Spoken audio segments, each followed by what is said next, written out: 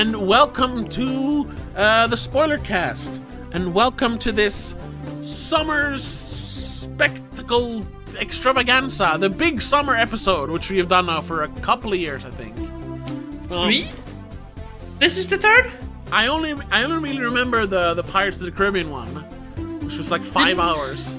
Wasn't the first one we did? Wasn't that like we did more like regular episodes, but we talked about the Fast and Furious.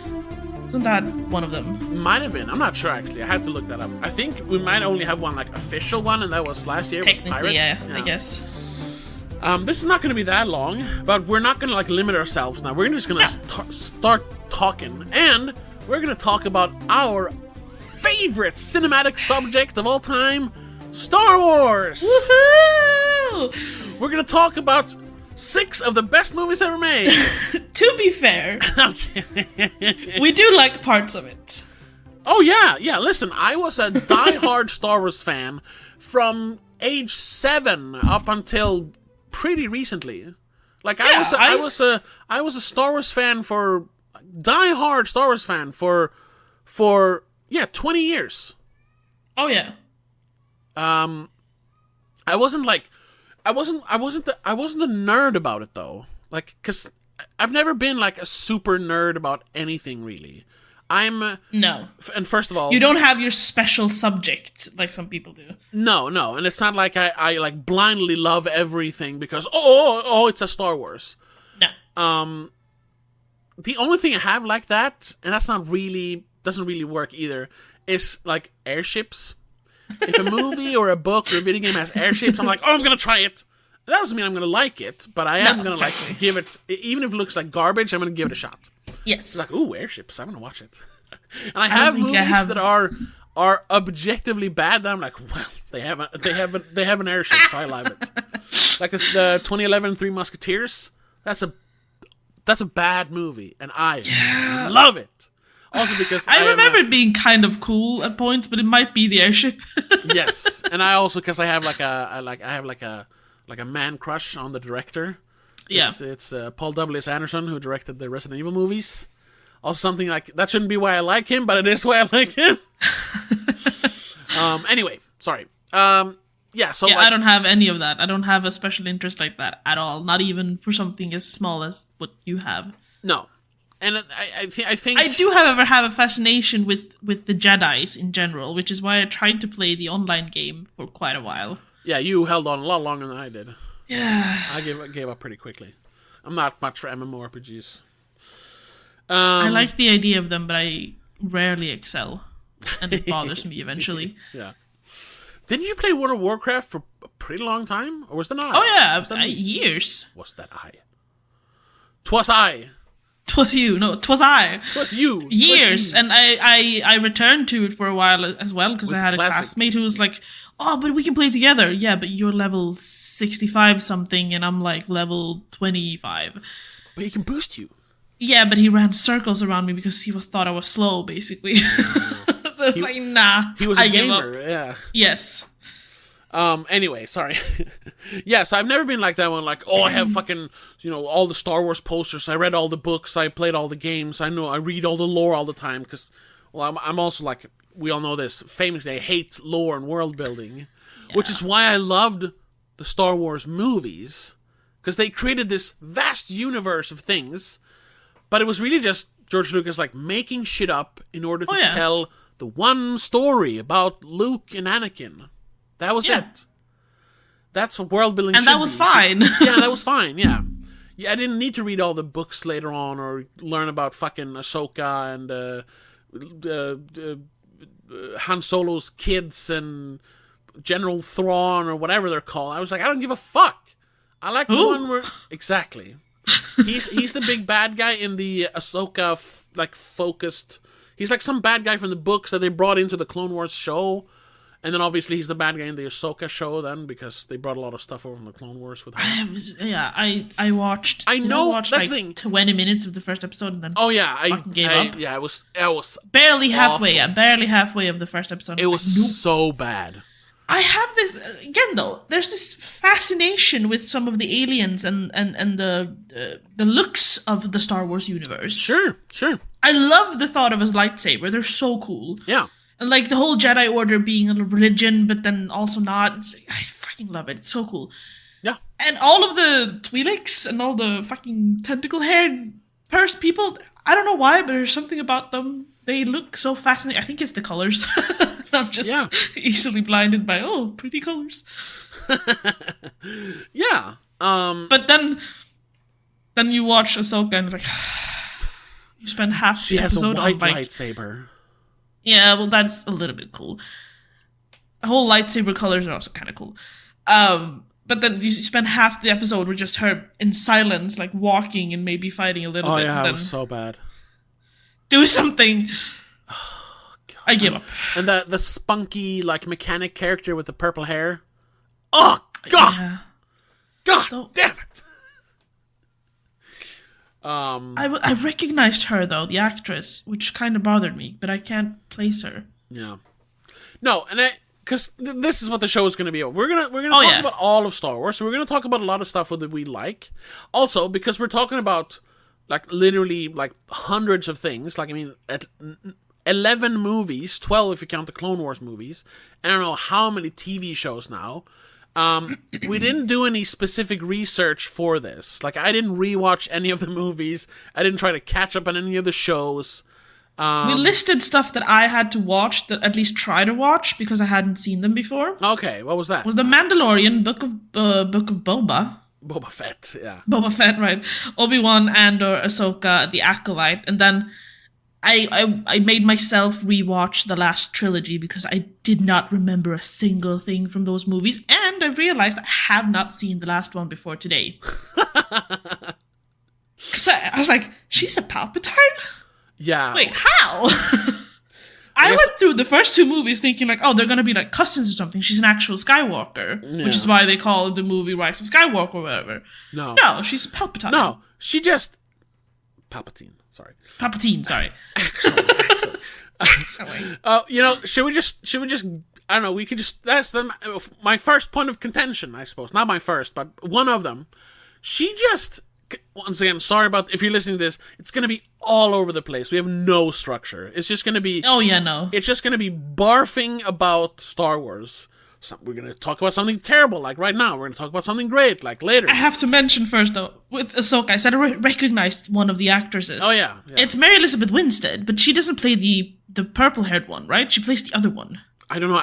I didn't finish the first episode. I don't know. There's two people. They look so much alike in the show. And one of them is Mary Elizabeth Winstead, who we like. I didn't even know. Now I kind of want to watch it. You know. Yeah.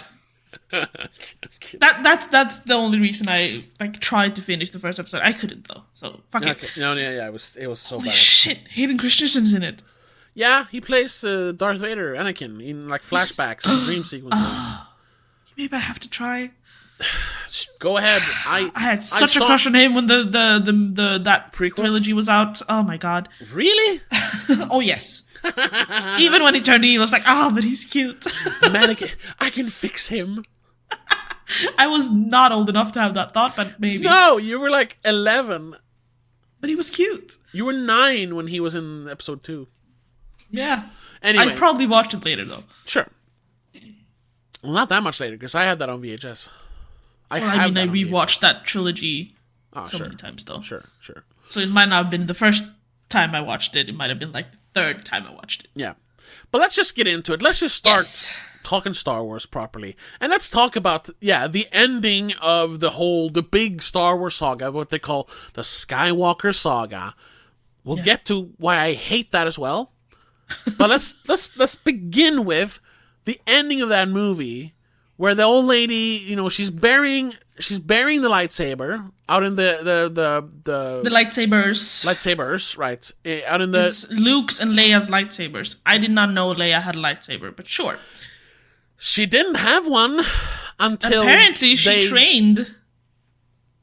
Okay. Sometime in between. She's force sensitive. She can't control the force. Whatever. Oh yeah, whatever. And we're gonna talk about the fandom. We're gonna talk about all of that stuff. But we'll just gonna start with this. She bears lightsabers out in the Tatooine desert. Yeah. The old lady comes up and says like, "Who are you?" And she's like, "I'm Rey." Ray what? Ray what? And then just says Rey Skywalker. It's like, excuse me. Well, she sees the ghosts of Luke and Leia, and they're like, yes, go ahead, kind of. But I don't know. You can't. She's literally on the other side of the spectrum. She's a Palpatine. Yeah. And she's like, oh well, it's like that's a cultural. It's appropriation. What? It's identity theft. Yeah, that's fine. But just on a thematic level, why? Because they want to make her like the new. I mean, they're even gonna. I don't know. They're talking about still doing it, and I don't know if it's gonna happen. But they say it's gonna happen. They're doing like at least one more movie, maybe even a whole trilogy, another like Rey trilogy, where she's like grown up and like starting up the Jedi again or something. They're hinting at so much of that throughout the last movie, if I'm being honest. Yeah, and I know they kind of put it on the back burner, but then I've read things and I've seen things. They're like, no, at least one of them is happening.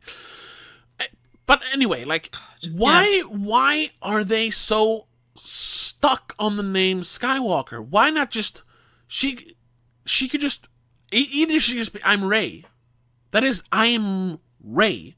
To like own her name, or really, if you wanna, own the Palpatine name. Just say, I'm Rey Palpatine. That might instill fear in people, though, which might not be good. Yeah. But she could make up her own name. She could... I don't remember, but Skywalker was supposed to have another name. Like Starkiller. Starkiller. Couldn't she have been Starkiller? Yeah.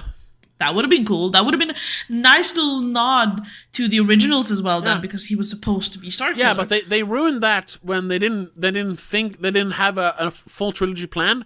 So they called the Death Star in the first one, the planet-sized Death Star, Starkiller Base. Right. So they all were like, oh fuck, we already used that. That's and true. If you want to be super nitpicky here, I'm going to be actually, the Force Unleashed games where you play that clone guy. Yeah. I think his code name was Starkiller, so they have used it a bunch already. Yeah. So I guess I played that one. I played the first one at least. Yeah, the first one is good. I never got around to play the second one. I think I started the second one, never finished it. Yeah. No, but because. And this is something we've talked about before, but so they must have known, because especially because most people were in agreement on the first movie, even though it was highly derivative, it was a fine like sci-fi action movie. The Force Awakens. Yeah, it was fine. Yes, sure. In the years after that, some people were like, but it is kind of just a copy of Star Wars, the original. It is. But I mean, it's still like it's innocent enough. Sure, the characters are not as much fun, and a lot of the stuff goes nowhere. Yeah. But it was fine. It wasn't until the second movie that people really started hating on the new stuff. Even all the like the which is not even completely true, but all the alt-right fans of Star Wars now, the ones who like review bomb. It happens with every show basically, but now recently they review bombed the Acolyte, and they're having like the guy Star Wars Theory. You know him? No, I recognize it. It's so funny how they he's a guy who was like a huge Star Wars fan. I mean, even into the new movies, he was just he was one of those, his entire channel was just daily news updates about Star Wars. Okay. Yeah, I know. And he made a short film. It was supposed to be like a series of short films about Darth Vader. It was actually pretty good. I don't like fan films, because it's made by fans. Normally. Fans are the worst. But there are some that are actually good. And this one was actually pretty good. But of course, Disney made him take it down. Fucking asshole. I think that's kind of when he soured a little bit. He said he was fine, but it's kind of after that he started like, the new Star Wars suck. And now maybe it just made him look at it with different eyes, and he realized, oh, it is actually not that great. yeah. And you have like, I don't follow these. I was sucked into that hate hole for a while. Because I was not a big fan of Force Awakens. I wasn't even gonna go watch The Last Jedi. It was you who like, I got a ticket for you. We're gonna go watch it. I was like, okay, fine, whatever. That's kind of where I gave up on Star Wars. And then officially, I remember when I was still using Facebook back in 2020, I made a Facebook post where I was like, Star Wars is dead to me. Not like, ooh, it was just like, I don't care anymore. I'm not gonna watch any new content. Yeah, I don't care. Yeah. I didn't watch the last movie. I don't care about the future of Star Wars. I'm done. I don't care. But yeah, so I was watching a lot of some of them aren't around anymore, but some are still around. Like Geeks and Gamers, they were huge on like, but they were bigger on the politics of Star Wars. How Kathleen Kennedy was turning Star Wars woke. Who the fuck is Kathleen Kennedy? She's one of the most famous producers of all time. She produced so many. She worked for. Yeah, her name was even on it. The Franklin Kennedy Marshall Production Company, yeah, exactly. She produced a bunch of Spielberg movies back in the day. I think she was involved in some of the Sam Raimi Spider-Man movies. I think.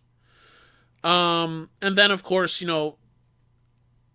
because of George Lucas' connection to Spielberg and everything, when Lucas sold Lucasfilms to Disney, or I guess Star Wars to Disney, she kind of tagged along and became official. She ran Star Wars basically. Yeah. She was the president of Star Wars at Disney. Like, what's his name for Marvel? Kevin Feige. Yeah, exactly. There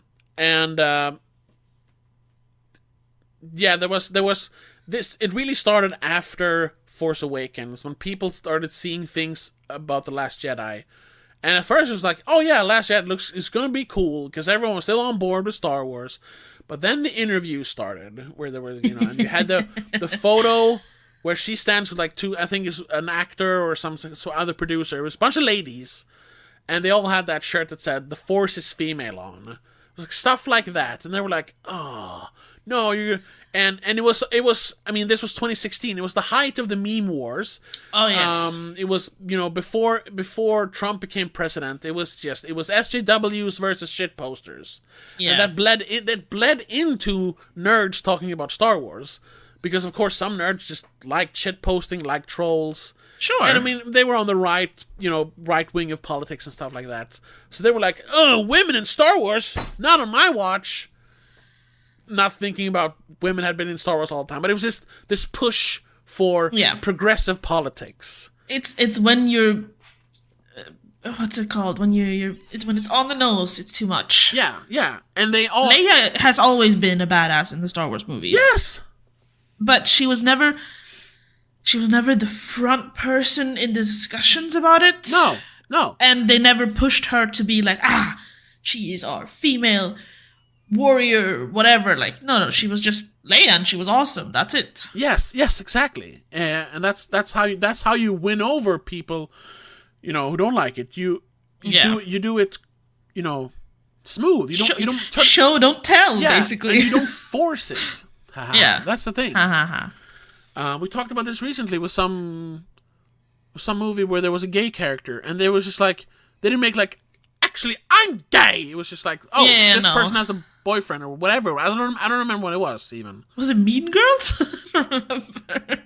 No, something else. Either way, it was just like, because they treated them like normal. Yeah, exactly. There was no finger wagging, no pointing it out, no highlighting. Yeah. Which I feel like they kind of did right with Force Awakens. Like, sure, they put a female as our hero. Yeah. But I don't remember them being like, oh my god, it's a girl. No, nobody cared. No. Some people did care about a black stormtrooper. Yeah. Some people, for some reason, a black stormtrooper. It's like, yeah, they have helmets on. Why do you care? Which even they hammer home in the third movie a little bit, because in the third movie he meets a bunch of other defected stormtroopers, and the one he talks to, she's also black. There's that lady, yeah.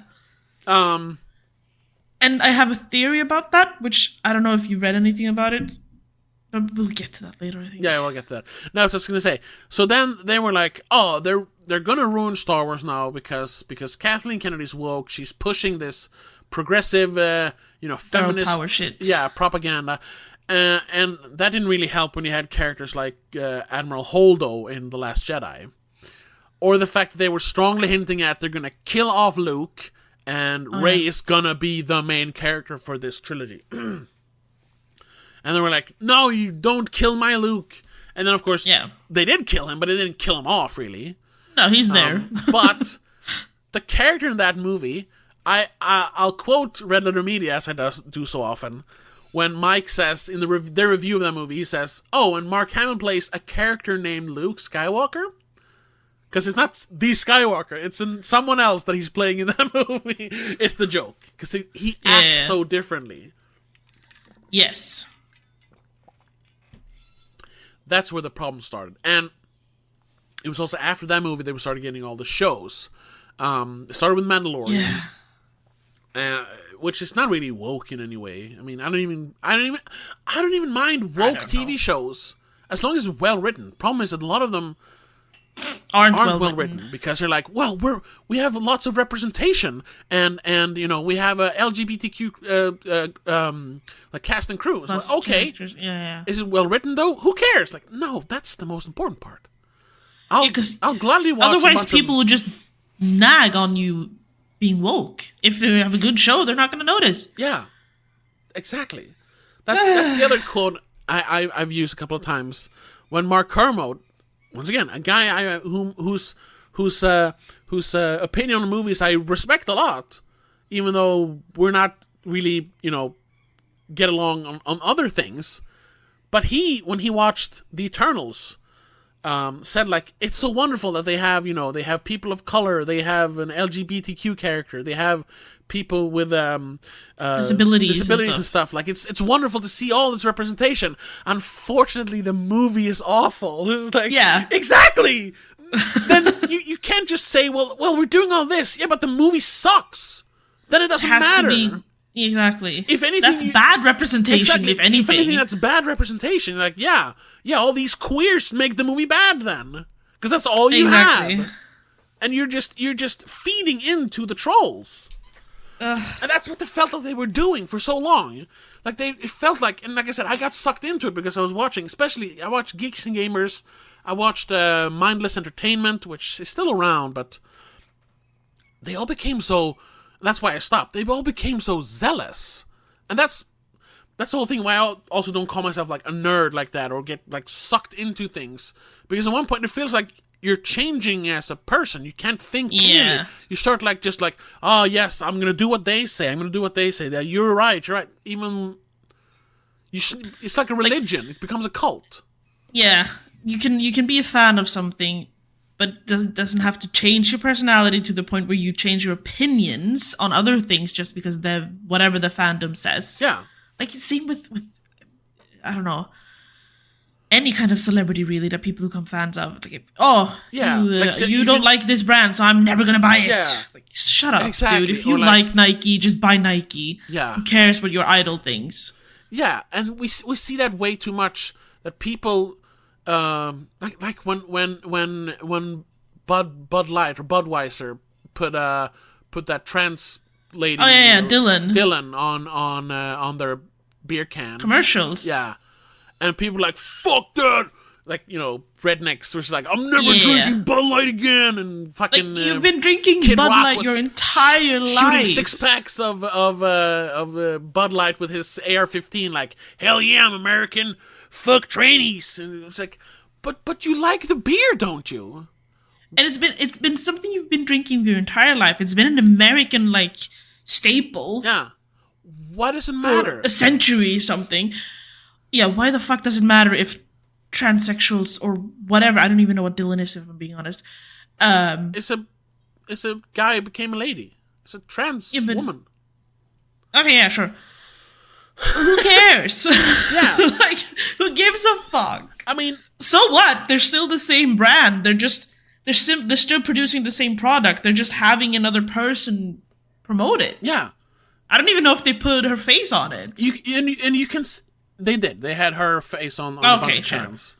But it was like a special edition can, right? Yes, because I know. So it wasn't like their entire line forever now. Yeah, it was so funny because immediately there's a podcast called Skankfest, or Legion of Skanks, and they were immediately, we're gonna make fun of this because they think it's funny. It was such a stupid thing to do. So they were like, we're gonna play Edward 40 hands, where you tape big 40s to your hands and you have to finish them.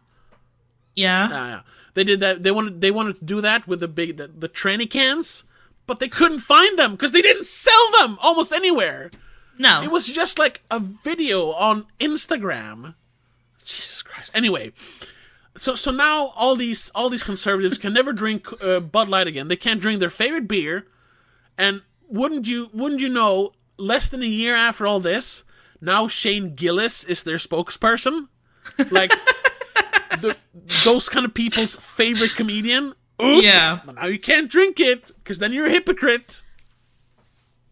That's why I don't become zealous, because I want to be able to say, I don't like that. And like, well, you say you're a Star Wars fan. No, I just like Star Wars. I'm not a Star Wars fan. Exactly. It's a long... You don't have to like everything about something. Exactly. That's what we're trying to say. And that's the thing with Star Wars. We like Star Wars, but we don't like everything about Star Wars. And Star Wars has... Mostly, we don't like anything after the second trilogy, I suppose. Yeah. I mean, for a long while, they didn't do much. After no, it was the animated stuff. Yeah, exactly. Between, right? After Revenge of the Sith, which was 2005, they did the Clone Wars series. Which felt like a kid's show. It was. But, of course... I never really counted it. 40-year-old nerds was like, it's Star Wars, so I'll know it. I didn't watch it. I was gonna do it. It's supposedly canon, though. It is canon, and that's where the Ahsoka character comes from. And like I said, right, she's not in any of the original trilogies. No, because she's Anakin's apprentice. Oh yeah, but she kind of read that somewhere. Yeah, like I said, I haven't watched it, but I think she not joins the Sith, but she becomes a Grey Jedi or something. She hops off the whole Jedi herself, thing. Yeah. Sometime during the Clone Wars, and that's why she's not mentioned in Revenge of the Sith. But she's in some video game. Force Unleashed, probably. Maybe. Where they talk about that a little bit, and they mention her white lightsabers, which is why I recognized her, I think. Maybe. She's a boss, probably. Is she alive then? Because that takes place... I don't fucking know. That takes place right before the original trilogy. So maybe. I don't know. Maybe. That's the thing. A real fan would know this, they would say. I'm like, no. Shut up. There's too much to know. Yeah. Yeah. Again, lore. Lore in all its glory. It's fine to a certain point, but when you're you can't do anything without being fact-checked because there's too much, fuck it. I don't care. Yeah. Yeah. We're probably getting so much lore wrong in this episode. Oh, yeah. FYI. I'm going to say a bunch of stuff. Please correct us in the comments if you want to, but, we're not going to care. Yeah. No, because, they did the Clone Wars show. And they did a bunch of video games, and obviously, books and comic books. And all that stuff that, it is canon. Or it was until Disney bought it, and they removed all that from the canon. Everything that is pre-Disney, except for the movies, is not canon anymore. They can... But how does that work? Because they... Especially when they have a show about Ahsoka, then. Because what they do is they pick and choose what things they like and say, this is canon. The rest, they nope. That's also because... So it's retconning, or whatever. Yes, it is pure retconning. But it is because George Lucas... When he said, there was this myth, really, it was a myth, where he had to approve every piece of Star Wars, content. Oh, yeah. I remember that. In order for it to be canon for it to be Yeah. like it's this is in the story. Official, yeah. So every book, every comic book, every toy, every video game. The thing was, like, technically that was true, but he didn't read it. He didn't watch everything. He was just like... He looked at it and went, yes, that's fine. It's like, so they're doing a trilogy of books about this Sith general called General Thrawn. And he's like, sounds good.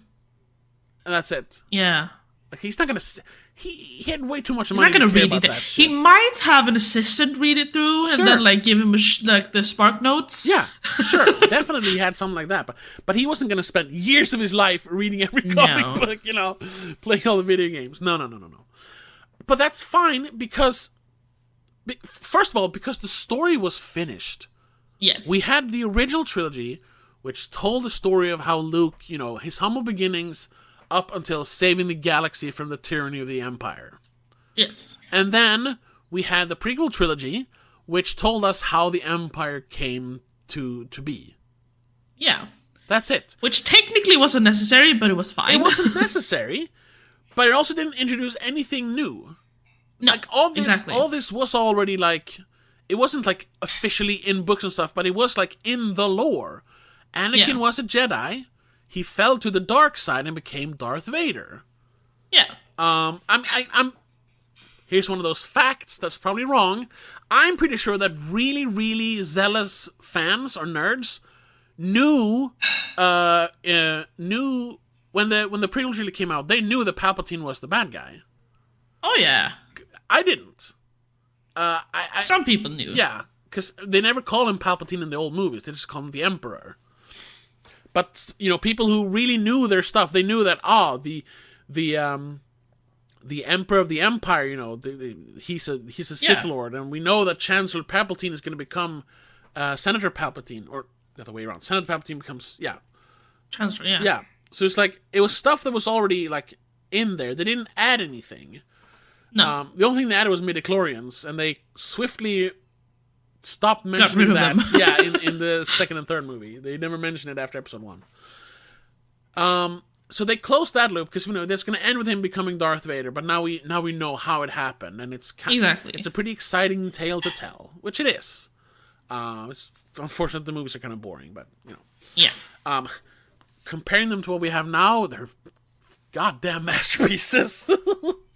That's hindsight, I know, but damn, are they so much more exciting than Ahsoka? Anyway, the problem with Disney was, and this is my next point of contention, why they call it the Skywalker Saga, is that they started adding things after the end of the story. Return of the Jedi, where Luke fights Darth Vader for the second time, and he defeats the Emperor with the help of Darth Vader / Anakin. Yeah. And they restore peace to the galaxy. That's the whole, everyone's dancing with the Ewoks in the end. It's peace throughout the galaxy. They're done. This was, and honestly, that was restoring balance to the Force. Really, I mean, good winning is what balance is. Whatever. Because it was always, they talk about restoring balance to the Force. That was, the fate of Anakin. He was the one. Yeah.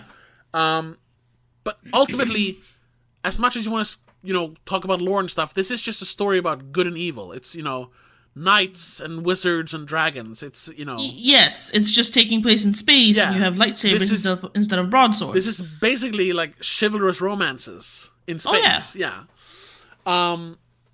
So when because they talk about in the Revenge of the Sith that, like, Anakin, you shouldn't be doing this. You were supposed to bring balance back to the Force, not destroy it. And he's like, oh, whatever, fuck you. And yeah, that feels like how is that bringing balance to the Force when he's actually making the bad guys win? Yeah, but you have to remember, in Return of the Jedi, he's the one that actually kills the Emperor. Yeah, and he couldn't have done that unless he got that close to the Emperor. Exactly. I'm not saying that was all thought out. I'm not giving George Lucas that much. That guy made up some stuff along the way. Definitely. But it makes sense. Yeah. That was it. That was the story. That was the Star Wars book. And we're closing that. And then, 30 years later, 32 years later, we're like, well, we have some news stories here, and the Sith are back. How? Okay. And there's and the Republic, they're gone now. We're gonna kill them off in the first half hour of the new movie, and for some reason, that's so dumb that they just wanted to, like, because you have the Resistance and you have the First Order, which is just another word for the rebellion and the Empire. Yes. But that's like... Literally, they have the same symbols. Yeah. The big problem there is, how did a giant army, like millions of soldiers, like the First Order, come to power in a democratic republic? Why weren't they squashed long before they had a planet-sized star killer base? It doesn't make sense. No. It does. And if in a universe where they have so much lore and backstory and stuff, why would that not be part of the movie then? Yeah, exactly. That's what George Lucas did. He spent 3 movies telling you how a republic turns into an empire. How one man can just seize power over an entire galaxy. Yeah. It might be boring and not really a good fit for an action sci-fi trilogy. No. But the politics of the prequels work. Yeah. Unfortunately, they do. And believe me, I've looked at them with a fine-tooth comb. I'm not perfect. I've probably made some mistakes. But, like, no, it checks out. It makes sense. Yeah, and that's what's exciting about them. As movies, though, nah. They're visually good as well. Sure, yeah. But then in this new one, it's just like, oh, well, the bad guys have a huge army. They have a planet-sized, space station. And, they're just going to use that to kill everyone in the Republic. Because there's the scene where they shoot not just 1 beam. No, they shoot 5 beams. Because their star base is much bigger. And they kill all the 5 planets, including Coruscant, where all the leaders are on. So now we are the rulers of the galaxy. It's like, what? Like, how did you... What dark corner of space were you able to hide all of this? Yeah. And then just emerge out of nowhere? Yeah. And then, of course, then Leia survives, and she was already part of the Resistance. The Resistance. Yeah.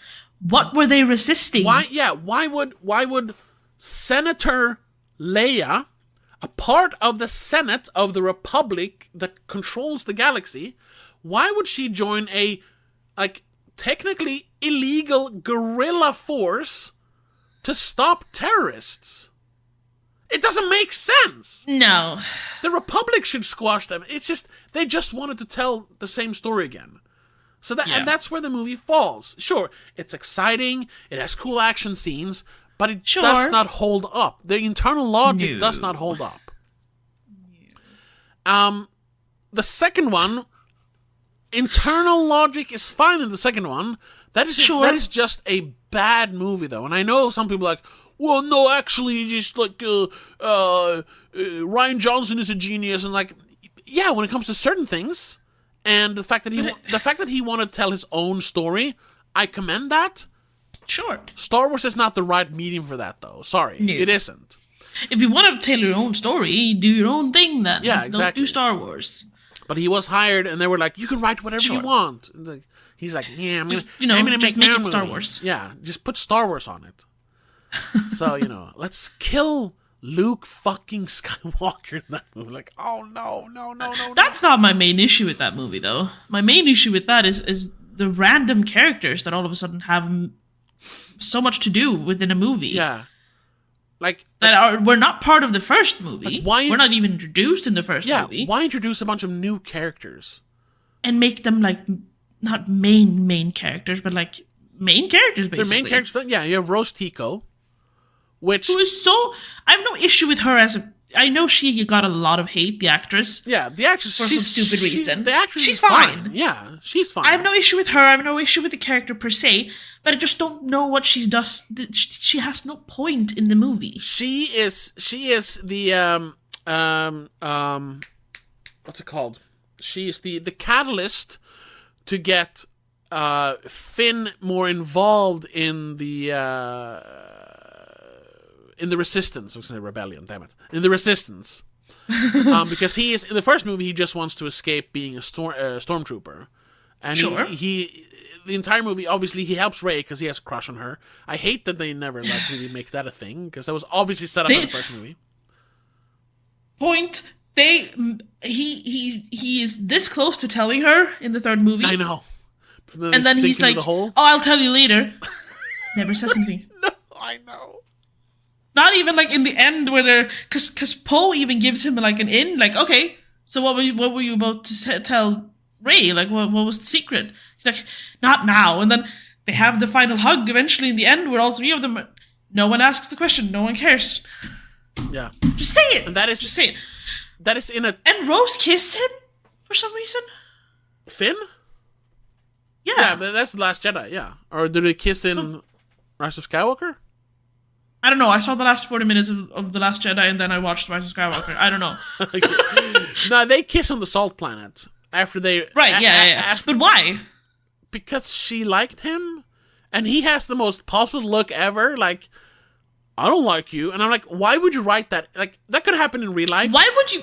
Yeah, sure, but why would you put that in a movie? Because then they're friends and they're working together throughout the rest of the last movie as well. Yeah, but it's like, okay, friend. It's not awkward, she just accepted, oh, he didn't care about the kiss, we're friends now. No! That's not what you do in a movie. Yeah, and even in The Last Jedi... So pointless. Yeah, even in The Last Jedi, wwhere, like, obviously Rian Johnson wanted to write a bit of a love story into that, why would he then write that Finn looks at her like, huh? Because that's what he does. Yeah. He's like, what? Hold on. He's so confused. Yeah, I'm not in love with you. I don't want to kiss you.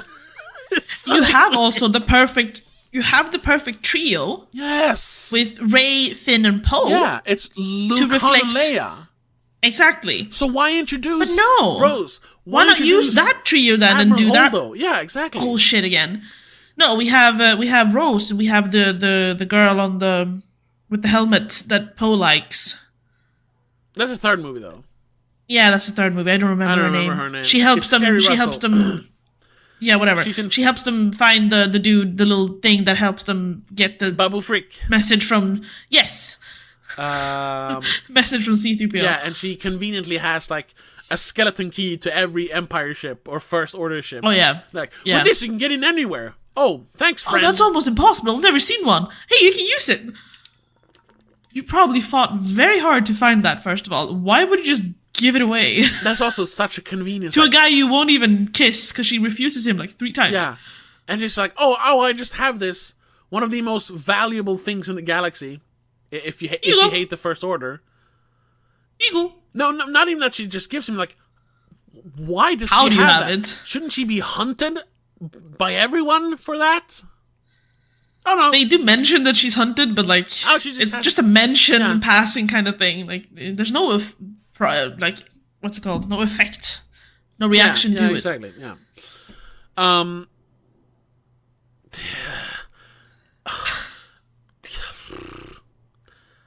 It's just so... Since we're talking about the third movie now, let me get back to my point I had that I put on hold. Let me just finish up. There's so much more to talk about The Last Jedi. And honestly, we have kind of... I mean, we'll get back to it eventually as well. We will. And we have kind of moved on from the weird fan stuff. But we'll get back to that as well, probably. I just want to say, the one thing that is good about The Last Jedi is the end, well, what should have been the end, when after the throne room fight, where they kind of weirdly team up, Rey and Kylo, because, he's... Or Ben. Huh? Or Ben. Ben. So dumb. I know. Because, he's fed up with, being chastised by a Melty Face. What's his name? The guy who was supposed to be the big bad Emperor character. I don't remember. I know which one you mean. The one who's always like giant and hologram dude. Yeah. Whatever. Yeah. Remember that character? Jesus. Who just kill? They kill him, and then it's like, oh, now Kylo Ren is the leader of the First Order. But then him and Rey kind of they fight to survive because the Red Guards or whatever they're called, the guards there. Yeah. They start, oh no, we gotta avenge the melty face guy, the grilled cheese guy. He looks all like his face. Is it Snoke? Snoke, yes, God Emperor Snoke, General Snoke. Played by Andy Serkis. I did not know that. Oh, you didn't? Because he's a good actor. Sure. And then you have the moment when they've killed all the guards, and they're like, "Fuck, are we gonna fight now?" And he's like, "No. How about you join me, and together, we can rule this galaxy." Kind of being like the yin and yang. Him balancing out her, or I was about to say versa. being the balance of the Force. Yeah. And like, imagine if it ends, because he holds out his hand, and she's like, "I don't know what to do here." Imagine if the movie ended there. Oh yeah. But instead she's like, "No, you're bad," and she goes to the salt planet. What is it? Yeah, whatever that's called. Whatever. I don't care. Crate. It's called Crate because it sounds like it's a box. A box of salt. Yeah, no, it's Crate. The Battle of Crate. And there, of course, they solidify him as the bad guy because he gets very angry when he sees Luke Skywalker. Yeah, and Luke Skywalker, wise old sage Skywalker, who at this point he's been a Jedi for like most of his life. Yeah. This is his former apprentice whom he first tried to kill because he saw some darkness in him. Yeah. Which is also very uncharacteristic for Luke Skywalker. Like, the whole point there is to try to, balance it out. Quell that darkness, that anger. That's what being a Jedi is. Being one with the Force, removing such emotions so that you can work, free of influence from stuff like that. I mean, we know that because that's why Anakin became the way he did, because he had too much emotions. He was in love. Yes. No, but then instead he lets his emotions take over, like, oh, I'm gonna kill this child in the middle of the night by chopping him in half with a lightsaber. And that's why Kylo Ren goes bad. First of all, like, that is so against... Sorry for going on. Sorry. No, go for it. It's so dumb. Like, that does not make sense. And there is a very good documentary called The Director and the Jedi about the behind-the-scenes stuff, like a proper document, not like a DVD feature, a proper documentary about it. Mainly about the kind of ire between Rian Johnson and Mark Hamill. There's about all the other stuff as well, but that's a big part of it. Sure. And Mark Hamill, like, several times says, like, I wholeheartedly disagree with your portrayal of Luke Skywalker in this. Yeah. But my job as an actor is to say what's on the page, so I'll do it. But when the guy who has played Luke Skywalker his entire life says, this is not Luke Skywalker, shouldn't you listen then? And then, anyway. Or at least try and convince him and then have some, valid arguments. Exactly. Doesn't even have that, obviously. No. And then, even worse than that, when then he has the second chance to, first of all, say, like, I'm sorry, Kylo, for trying to murder you in your sleep when you were a child, before you had done anything wrong. And I know, hey, I'm more or less responsible for you becoming a Sith, basically. But, like, please, like, heed my call here, and, come back to the good side, and together we can bring balance back to the Force, bring balance back to the galaxy. No, instead he teases him, but like, you can't defeat me. And when Kylo manages to hit Luke with his lightsaber, it's a fucking mind hologram projection. Yeah, and he literally says, "See you later, kid," and just disappears. Yeah. Like, why would you do that? Why would you troll the most dangerous man in the galaxy? You're just making it worse for everyone else. It doesn't make sense. No, it doesn't make sense. And we're back to the Marvel argument. Talk with each other. Even if someone like Kylo Ren wouldn't want to talk, like, at least don't taunt him. No, yeah, exactly. That's the dumbest thing ever. From a guy who's supposed to be, the wise wizard of the show. Or the movie. Like, what the Shows. fuck? Fair. It is so dumb. But, and that's where the politics creep in again. Because this is 2017, so Trump has won. So now it's just full on. It's really after the meme wars, but there's still battles going on. Yeah. I love how we refer to the meme wars as a more or less as an actual war that was fought. Because at that time I was fully in it. Sure. I renounce it now. I'm not like that idiot quartering who literally has a meme war general hat today. Still wears it. Just Jesus Christ. But I mean, I wasn't high up, but I was like you were in it. I was a lieutenant in the meme wars. Definitely. I talked to people. Anyway, sure. I did. Anyway. Sure. Anyway, I believe you. The thing was that, at that point, there was the whole thing, like, there's no, like, there can't be any, talking across the lines. Like, if you're a bad guy, like, you're a bad guy. Yeah. Like, there's no reason in trying to, like, turn you good. No, because you're just a bad guy. And that was, I'm not saying they're directly connected, but they are spiritually connected. The whole punch a Nazi thing. Yeah. Which, I mean, yeah, Nazis, not good people at all. But, and the one guy who was punched was a Nazi, even though he wanted to call himself, he kind of coined the alt-right thing. But then it became like punch a Nazi became, what's it called? A slogan, basically. Yes. Problem was that if you were not progressive, not that you were Nazi or racist or bigot or even bigoted, you just didn't agree with the progressive politics that was on the left, you were Nazi. Yeah. You were a fascist, which is a Nazi. Yes. And that means you can just punch that no person. gray areas, yeah, nothing. There's no talking anymore. It's full on Marvel. We're just going to punch each other. It's like, no, because punching doesn't solve anything. Like we see in the Marvel movies. It took them years to be friends again in those movies. Remember that? Because they wouldn't talk to each other. So yes. And issues just kept coming back, so. Actual Nazis, yes, we should fight them. But you can't just call anyone a Nazi and then say, well, then I am free to punch you. Like, no. That's not how it works. Fair. Yeah. So, and that was the same thing here. Well, Kylo Ren, he's just a bad guy. Why should we try to talk to him? No. Rey says, fuck you, leaves him on the ship. He comes down to the planet. Luke trolls him, taunts him, and says, fuck you, I'm out. Like, it just makes him more angry. He literally, in the next movie then, which I get, yes, that's like a reaction to the fans, he literally, puts his helmet back together to show, I am fully a fucking evil man now. Oh, yeah.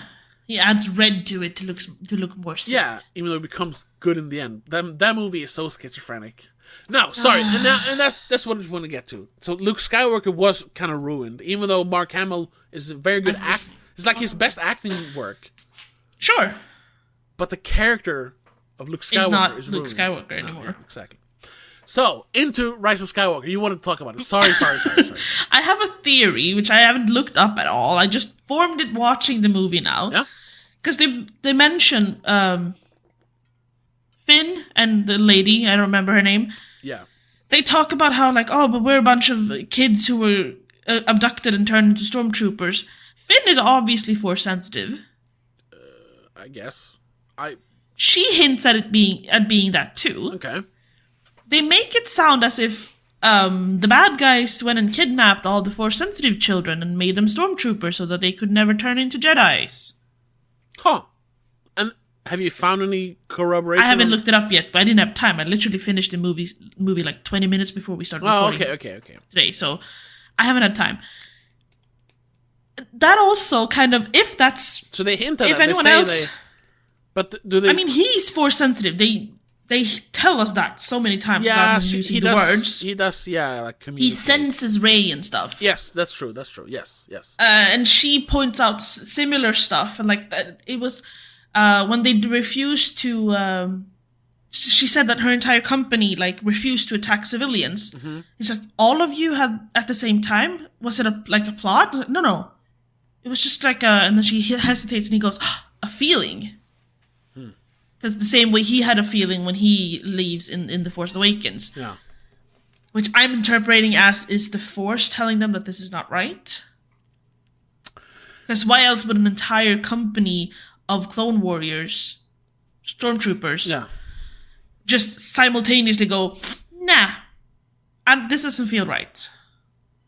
And they were all kidnapped as children and turned into soldiers. Yeah. Same with Finn. I don't know. And like the way they look at each other and it's like, oh, could... Which just feels like they're trying like, we're going to make a movie of that. Yeah, I mean, that is J.J. Abrams' writing. He just puts shit in and a bunch of... could be a sequel. Bunch of loose threads. That's part of his mystery box. He loves mysteries. Look at Lost. Sure. He showed... we talked about that not too long ago. He show ran Lost from beginning to end, so yeah. That's why that show is the way it is. Have you seen, by the way, on Twitter, all the like nostalgia and love for Lost popping up again? Because Lost is on Netflix now. So... I've heard it somewhere, but I'm not on Twitter anymore, so I don't know. Yeah, it was just... I think it's bled into Instagram as well. Okay, yeah. Because it pops up. Because people for some reason. A lot of people haven't watched Lost since 2010 when it ended. So now that it's on Netflix, they're like, oh, I'm going to watch it again. And they're like, oh my god, actually, this show is great and people don't like it are idiots. Sure, the first season is fine. First and second season is great. Third, not so much. Fourth is great. And then it just devolves. They haven't gotten that far yet. I know. Again. They're going to remember. Yes. Anyway, sorry. That was just my little tidbit on the Rise of the Skywalker. Rise of the Skywalker? Right? Rise of Skywalker. I don't know. It's Rise of Skywalkers to me. I don't know. It's, yeah. No, you know what? That was probably something they put in there because he was like, we could turn that into something later. And then it doesn't. Yeah, but no, exactly. But that's the wrong thinking because now your movie you has shouldn't this add loose small thread. Yeah, exactly. You shouldn't add small details like that. Just like with Rose and her whole love for Finn in The Last Jedi. Yeah. There's no point to it. Yeah, because... unless you're planning on developing something else from it. Yeah, exactly. But then do that straight away. Don't wait. Because then in the third movie, she's barely in it, right? She's there in the background. They talk. She's like... advising people. But she was like she was one of the main characters in the last movie. She was like fourth in line. Yeah, now she's an extra, basically. Yeah. Which, The Rise of Skywalker has so many recognizable faces as extras. I know, yeah. It's like cameo upon cameo upon cameo upon cameo upon There's one scene, it's not even an entire scene, it's like a still, basically. Everyone's just standing around like some sort of command center in the woods. Uh-huh. Yeah. Like, I know your face, I know your face, I know your face, yours. Yeah. Fucking one of the Hobbits is in it. Yeah, Dominic Monaghan. Well, that's because he was on Lost, so he's friends with J.J. Abrams. That's why. Yeah, but why is he a random extra in the last movie in the trilogy? Because... Who speaks to Leia as if he's a close advisor, by the way. But he wasn't a close advisor in the first two movies. That does not make sense. Poe has a best friend in this one who was not in the first two movies. Yeah. Who dies in this one. Oh, who? Who is also a face I recognize. Oh, not the girl? No, some dude. Oh. Like I said, I don't remember his name, but I knew his face when I saw it. I haven't properly seen the movie either, so... I saw, I said this before, I saw parts of a shitty cam rip, 3 years ago, so I don't know. I don't know. No, but there's like 10 people in that one little still shot. Mm-hmm. Like, why are you in the movie all of a sudden? And why are you talking to, the leader of the resistance? You look like a mechanic. Literally, you want to know literally why? It's a scam. Because they wanted... No, yeah, they wanted... It's a scam.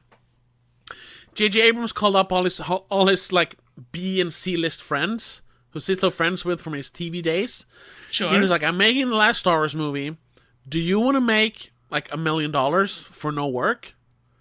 Because you'll get 0.1% of revenue, and you can say that you've been in the Star Wars movies. Yeah, and we can parade you at the red carpet and everything.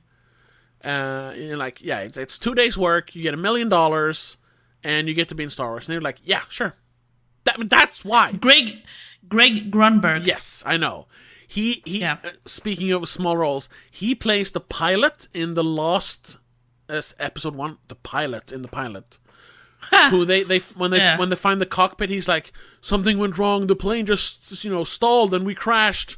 And then there was something in the forest, and then he gets grabbed and he's out of the show. Yeah. He's Poe's like best friend apparently. Oh yeah, okay. He dies. He's in like 3 scenes and he dies. I didn't even know that. Okay. And that's when he dies, Poe goes like, the war's over. We're gonna lose. Retreat.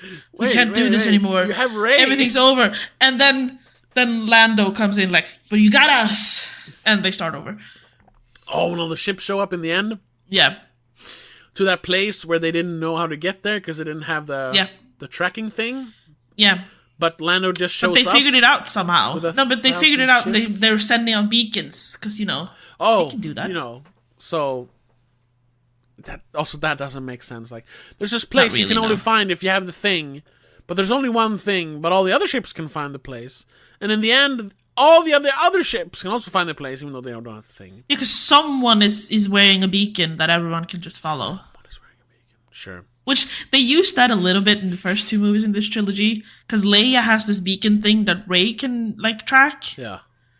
So she can always find the Resistance. That's the thing, it's all very convenient all the time. Yeah. Very. But the worst thing is that in the 3rd movie, that the ending of this now, which they call this 9-movie saga, they bring back the bad guy from the original movies? Yeah. And their explanation is, somehow Palpatine has returned. Yeah. And has a horde of Sith just sitting in the bleachers. Yeah. Which he mentions... Raced out of nowhere? Yeah, because they mention that he has conjured up an army. Yeah. I know conjure can just mean that you went around and gathered people. But the way you say it about a space wizard guy, it's like, so what, he just... No, he made the ships? Yeah, I mean, he literally says that he is all Sith as well, so he channels all their power somehow, so maybe they are a part of him, and we never really see them, they're just shadow figures. Yeah, might be. So they could just be like him, force magic making. I don't fucking know. The thing is, though, that is just so bad writing to bring back to say, oh, how are we gonna make people actually care about the bad guys now? That first of all, we killed off our main bad guy in the last movie, Snoke. Yeah. So and we're kind of hinting at Kylo Ren being a good guy. Oh yeah, so they start that in the second movie, like him being very, he doesn't know, he obviously doesn't know if he wants to be bad per se, he doesn't like the way they're running the show. Yeah, and that's why but he still wants to run the show though. Yeah, and that's why so that's the bad stuff, I guess. He wants Rey to join him, Yeah, because together they can definitely run the show. Yeah. Which, 2 times, Rey gets the chance to, sure, align herself with the bad people, but she would be in charge of the fucking army that is ruining the Resistance, and all she has to do is claim to be the leader of the bad people and go, ceasefire. Yeah. Would have ended the war straight away. Which is why Control is the best ending of Mass Effect 3. Sorry. Another franchise that has way too much that I cannot keep track of. Because that way you can use the Reapers to rebuild the relay network. Come on. Anyway, sorry. So they're like, oh, we need a bad guy. We'll bring back Palpatine. Someone must have said, well, they were writing that, because obviously it was like a writing room, or writer's room. Someone must have said, but didn't he, explode when the second Death Star exploded? He dark forced himself somewhere safe. But wasn't that also, the ultimate, act of benevolence from Anakin / Darth Vader to kill the Emperor, which then brings both peace to the galaxy and balance back to the Force? are we really gonna like just nullify that so we can have a bad guy in our movie? I mean, he looks decrepit and like fragile, and he needs the power of the. I don't know what they call it, the pendulum twin source, whatever. The big machine he's stuck on? No. Like, Rey and Kylo Ren somehow are kindred spirits. Oh. And he, like, sucks the life out of both of them, because them together is, like, limited force or whatever. Yeah. What? That's a thing, apparently. That's how they have the connection. Which is why I thought they were like family, but no. I mean, it does make sense to a certain degree if you buy the whole thing about, which is, it's not really confirmed in the movies, but there's this theory that Palpatine, the Emperor, whatever, Palpatine, that he's actually the one who kind of created Anakin Skywalker. Because he talks about, you know, that awesome scene in Revenge of the Sith where him and Anakin are watching, like, I guess it's like the Star Wars equivalent of a ballet, where you have like that, it's that ball of water with like fishes swimming in and out of it. Oh yeah, and there's like here music, and then just really there, you know, that's just in the background, but they're talking about, you know, because Anakin is worried that Padme is gonna die in childbirth. So, you have the awesome, you know, did you ever hear the story of Darth Plagueis? And he starts talking, you know, the Chancellor Palpatine starts talking about how Plagueis was a Jedi who realized that, you know, the dark side of the Force has many powers, some considered unnatural, as he says, which is, Ian McDermott is just... not hamming it. Well, he's hamming it up, but in the best way possible. Oh yeah, it works. Especially that scene is so fucking good. And he talks about like there is even, you know, powers that can bring people back to life. They do that too in the third movie. Create life, basically. And he says, basically planting the seed that so if I join the dark side, if I can use dark side powers, I can protect Padme from dying, or if she dies, I can bring her back. He lures him in with that. So there's this idea that Darth Sidious, as he's actually called, I guess, Palpatine, together with Darth Plagueis, wanted to create like this perfect, basically space, like Force Jesus, a child born of the Force. Yeah. So they did this kind of like... magic where they kind of, you know, impregnated the Force, people having a lot of fun that they were just jacking off into space, basically.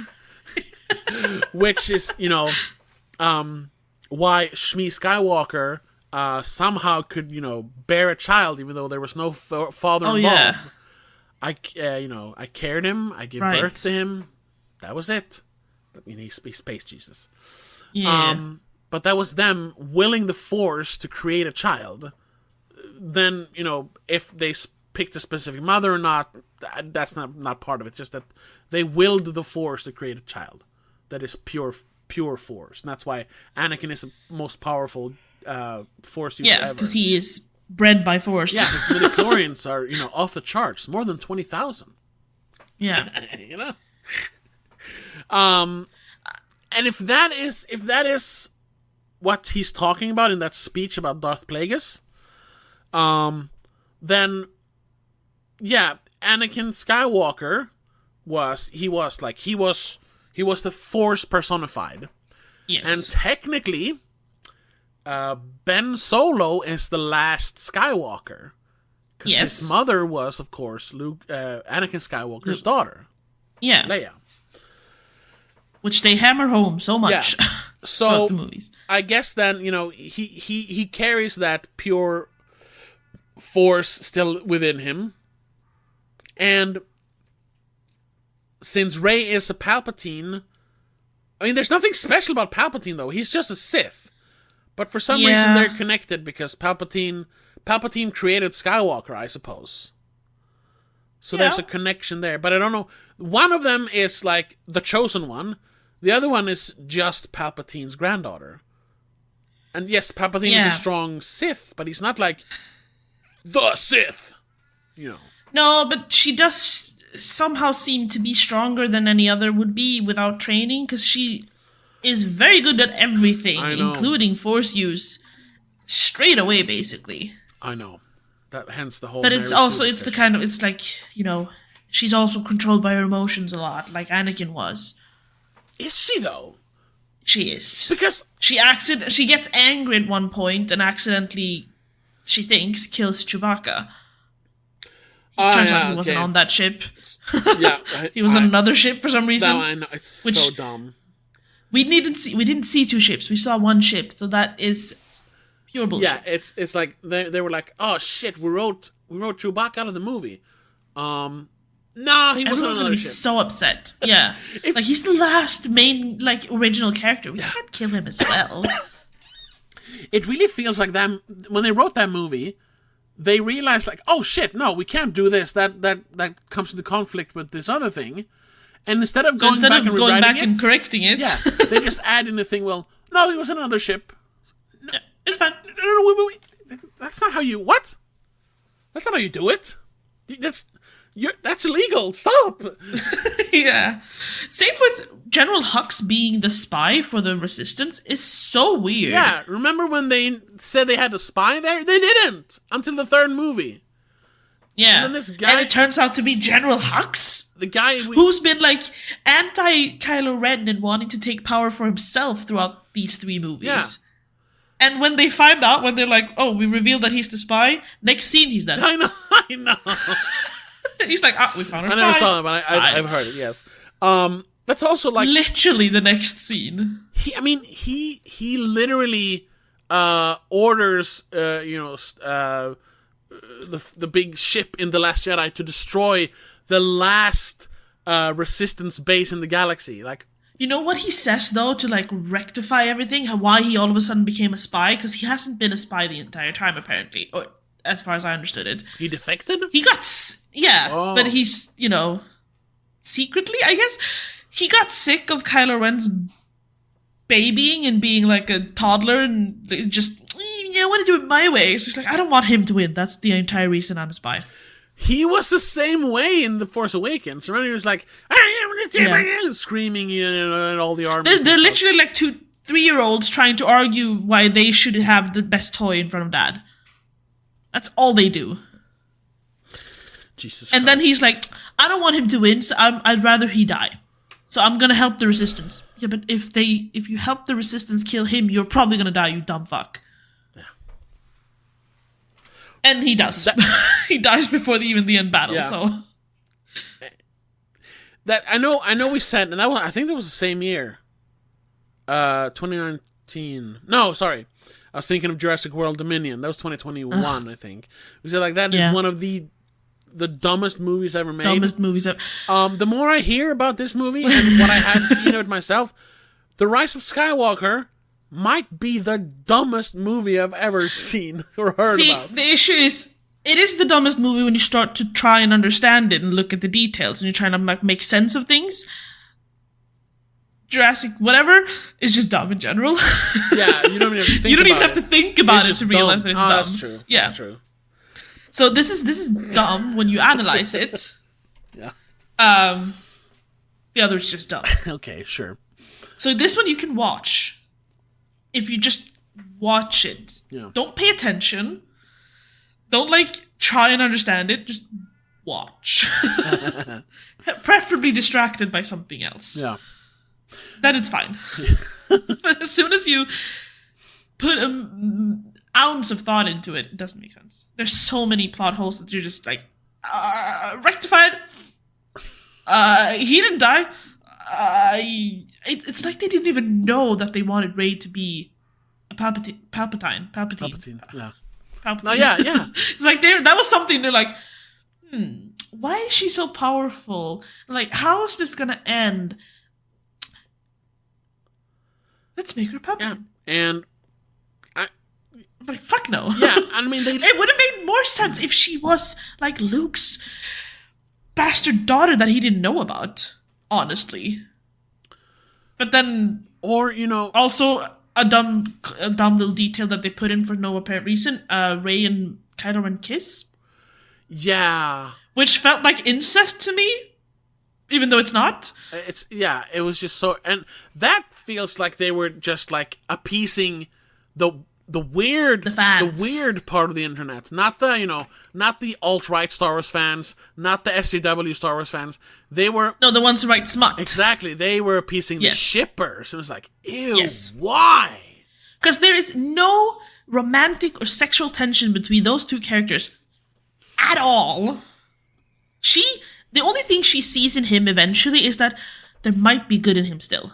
I could still turn him. While he goes, I can turn her to the dark side. It's I can fix him, but not romantically.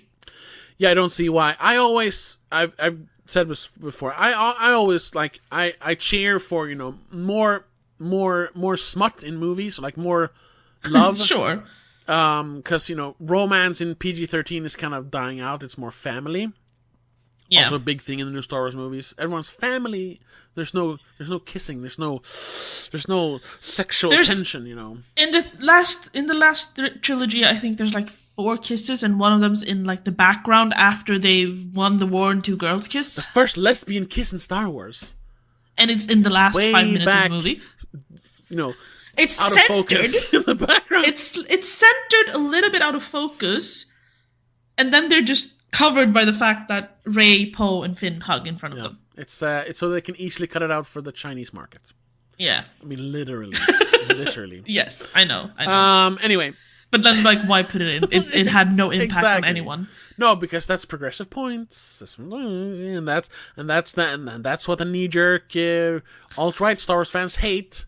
That was like a big thing, like, oh, lesbians! They're promoting lesbianism in our Star Wars movies. Like, I mean, if you don't pay attention to it, you're not going to notice that it's 2 girls. It's just going to look like a short boy and a girl. Even if you don't like lesbians, it's such a non-statement. Like, ooh, we had 2 extras in the background, out of focus, kissing.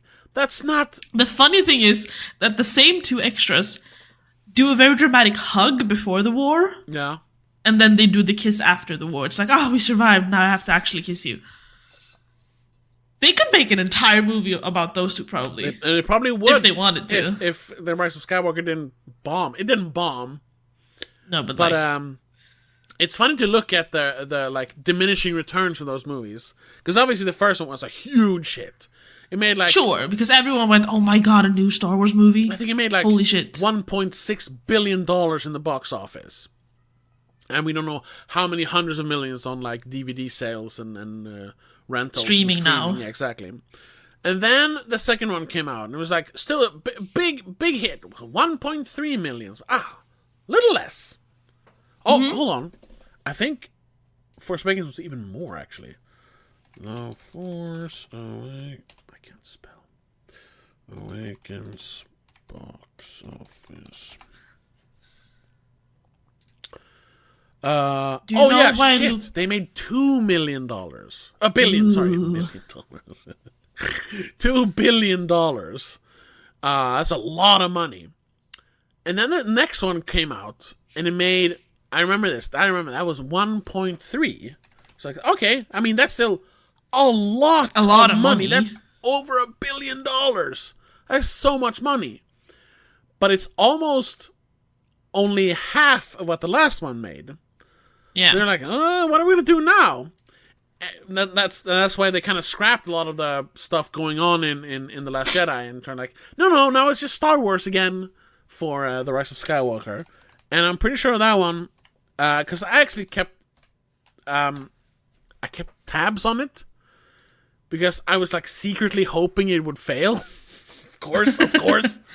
And I remember for the longest time it didn't pass $1 billion, and then like 6 months or something after the premiere, it just squeaked by $1 billion, and to this day, it just passed $1 billion.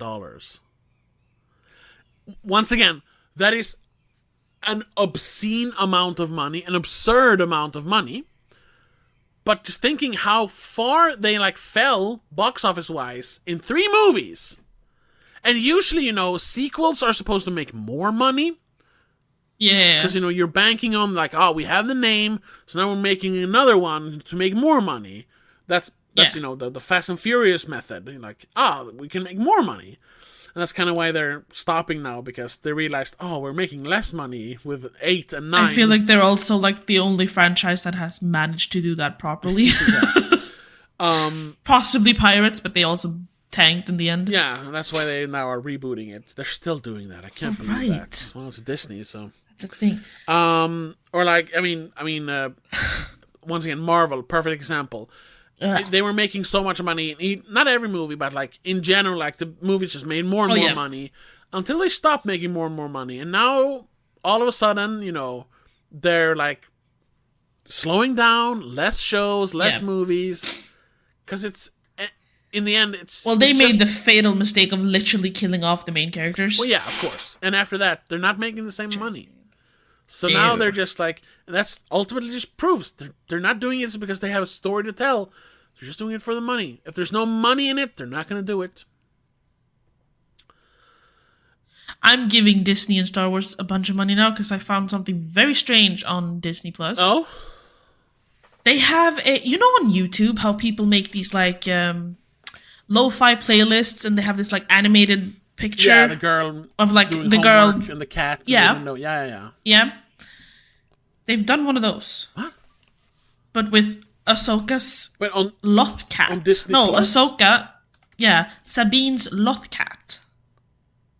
It's one of those. If you go into the Star Wars tag. Yeah, hold on. You have it on like shorts and extras or something. Yeah. Somewhere. Zen. I lost Grogu and Dust Bunnies. They have multiples? Yeah. Series and specials. It comes up under series and specials for me. I have mine in Swedish for some reason. Oh, here. Serier and specials.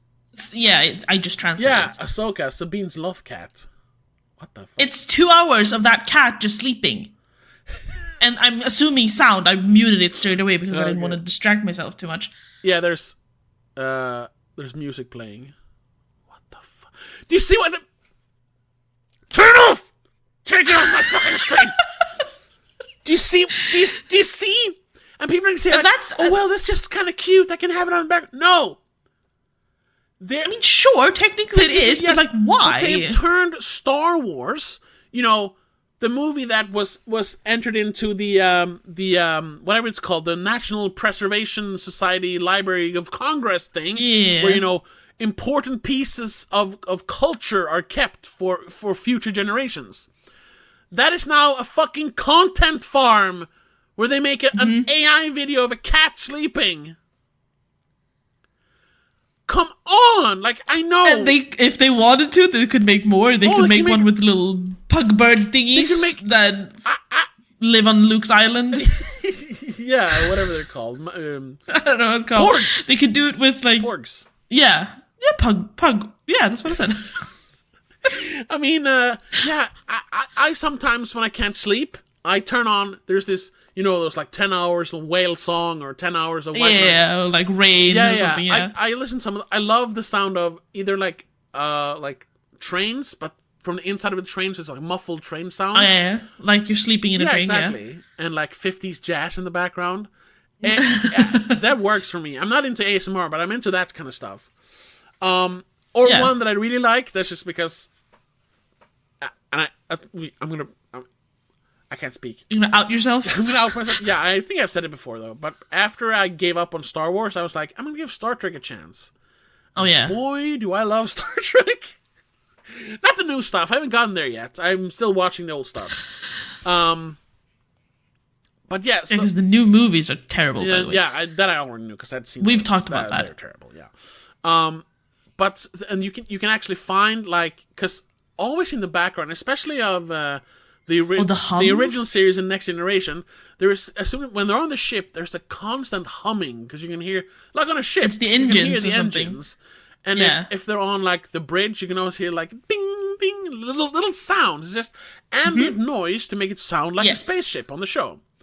That noise you can find on like a 10-hour loop on YouTube. So I'll just, if I can't sleep, I'll just put that on and like, yes, I'm sleeping on the bridge. I got night watch. Oh, there's Picard. Hello. Well, yeah. There's psychology behind that all, but yeah, sure. It's not weird, really. It's not. No, but it's comforting. Taking that, yeah, and making it a Disney Plus 2-hour long, technically movie. Then I guess official product, not something that a fan put on YouTube. What the? That is horrendous. It's literally content farming. And they're grouping it with Andor, the Mandalorian, the Acolyte, and Obi-Wan Kenobi. You know, because they're on the same level. Those four come up, and then you have Ahsoka, Sabine's Lothcat. What the fuck? And then after that, you have like the behind-the-scenes stuff, and the Clone Wars, and the Book of Boba Fett and shit. And also this weirdo... that should have been on the Star Wars YouTube channel. In that case, I would have said, fine. But it's on their streaming service. For fuck's sake. They have a 19-minute long flyover of the Star Wars biomes. Oh, yeah. Again, could have been on the YouTube. Yeah. Because it looks really cool. It looks like something from what's that nature? Planet Earth? Yeah, kind of Planet Earth style. Really cool. Like, why put that on Disney Plus? Yeah, it's literally just content.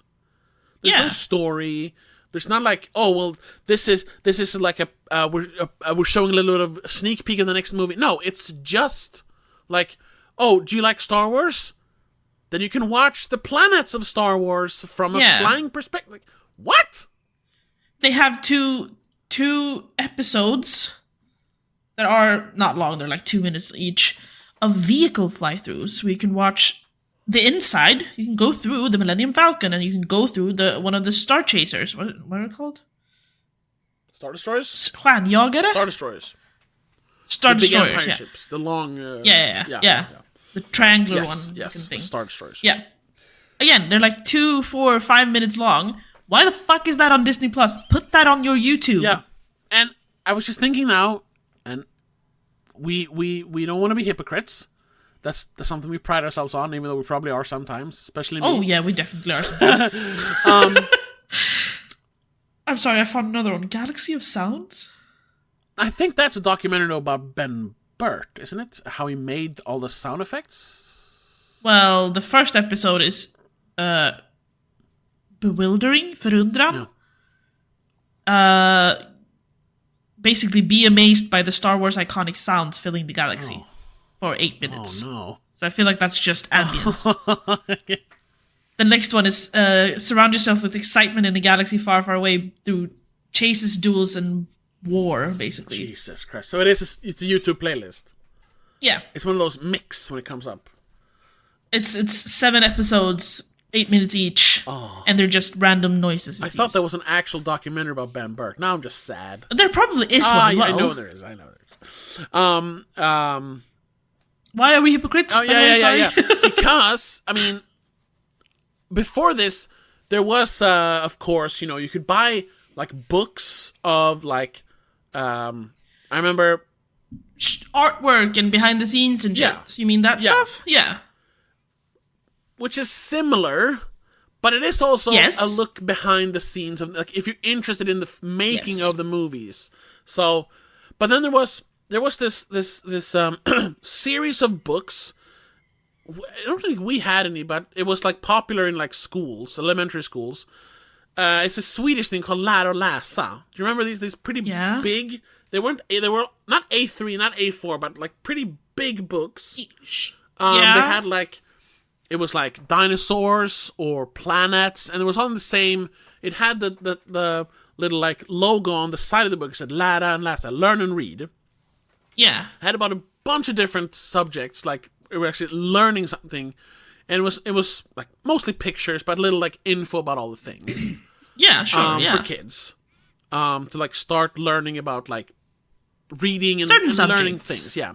But they also made one about Star Wars, which was the only one they made about fictional stuff, where it was but they made it in the same way. Like it was a like what's it called? Book, fact sort book. of. It's called what's it called? This is where our English fails. Yeah, facklitteratur. What's it called? Whatever. School books. Whatever. Yeah. So they had like a bunch of different ships, planets, and like alien races that were all, just like you could read about dinosaurs and planets in other books. You could read about those things in these books, or this book. Which that is like, in a way, fine. No, but I mean that's basically the same as this, but at least it was under the guise of teaching kids, because it was still in the. It was learn to read, but learn to read about this cool thing that you've seen in the movies or your parents maybe talk about or whatever. Yeah, and it's a way to get kids to read books. And also, that kind of like external media, I'm okay with mostly, because like you said, it's mostly behind the scenes and stuff like that. Like we had that when we bought a bunch of, or you bought, I just borrowed, I guess, a bunch of like special edition of games. Especially the Mass Effect games, you had like booklets that came with them, and like the art stuff behind it all. So fun to like, just flip through because it's so pretty.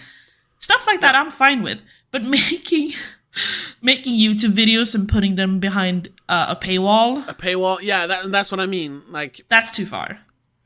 Yes, like you don't have to put literal YouTube videos on Disney Plus on your streaming service. Streaming services ever. Yeah. Just because you can group it with your 9 movies and like 10 shows. That's severely fucked up. Yeah, because there are a bunch of streaming services that do like, or like movies in general. Like I don't remember which one now, but I've seen, I think might have been Deadpool, I'm not entirely sure, that they had like after the release, they released a bunch of like behind the scenes stuff on their official YouTube. Yeah. And that's fine, because it's on their YouTube. Everyone can watch it. You don't even need to have a fucking account. No.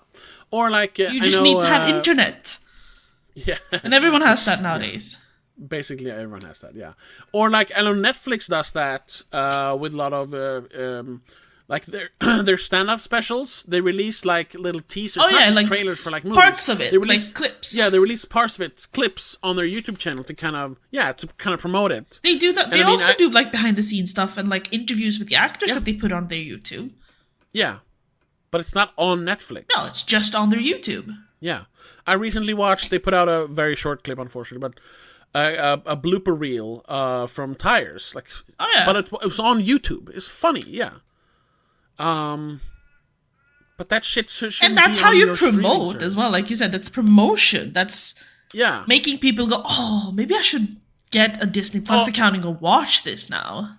Yeah, exactly. I want to see where this cute little cat creature came from. What show is that from? Ahsoka? Oh, let's check out Ahsoka then, I guess. Yeah. Weird, but you know what I mean. I know what you mean. Yeah. The one you mentioned, by the way, Sen, Grogu, and Dust Bunnies. Yeah, what is that? Is that a short film? It's a short, but it's produced by Studio Ghibli. Whoa. Made by Studio Ghibli and works with Disney for Star Wars. I kind of have to watch it. It's 3 minutes long. Should we do a live commentary right now for it? Yes. Intermission here at like the 1:30 mark here, but sure. Let's do a little live reaction to Zen, Grogu, and the Dust Bunnies.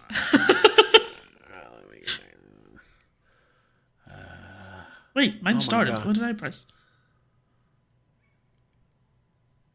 Did you find it? I need to have sound on, don't I? A little bit. Oh, what? No, what is happening? What you doing? I thought it was going to be clever and click on the link, but then I couldn't go to the main page. Here we go.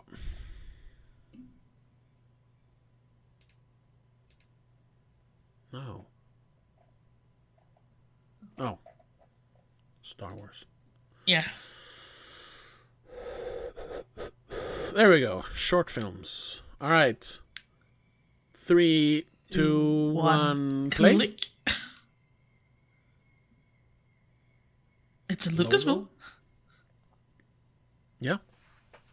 I think you're just ahead of me, but whatever. Oh, wait, I don't even know if I have the sound on the right fucking... Oh, I'm on turn off. I'm guessing it's just gonna be like music. Yeah, but still. I had my sound Sure. in my other speakers, headphones. Why is his ear supposed to be purple? I don't remember that.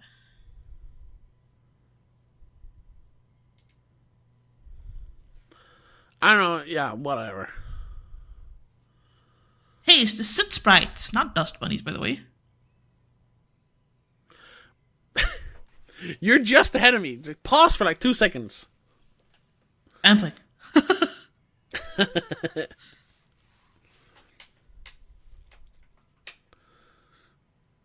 Okay, I thought something was gonna happen. Well, no, not really. Oh my god, is this also just a fucking... Is this just content? Basically, this is what a fan would have made. Yeah. Who happens to be a Just a fan cute- of Studio Ghibli Grogu. and... It's a cute little animation. Yeah, it doesn't even look like Grogu when I think about it. Not really, no. It's the big ears, that's what it's in the shirt dress thing. Yeah. But it's purple. Why is it purple? Ears. For contrast, I assume, but like... This is weird.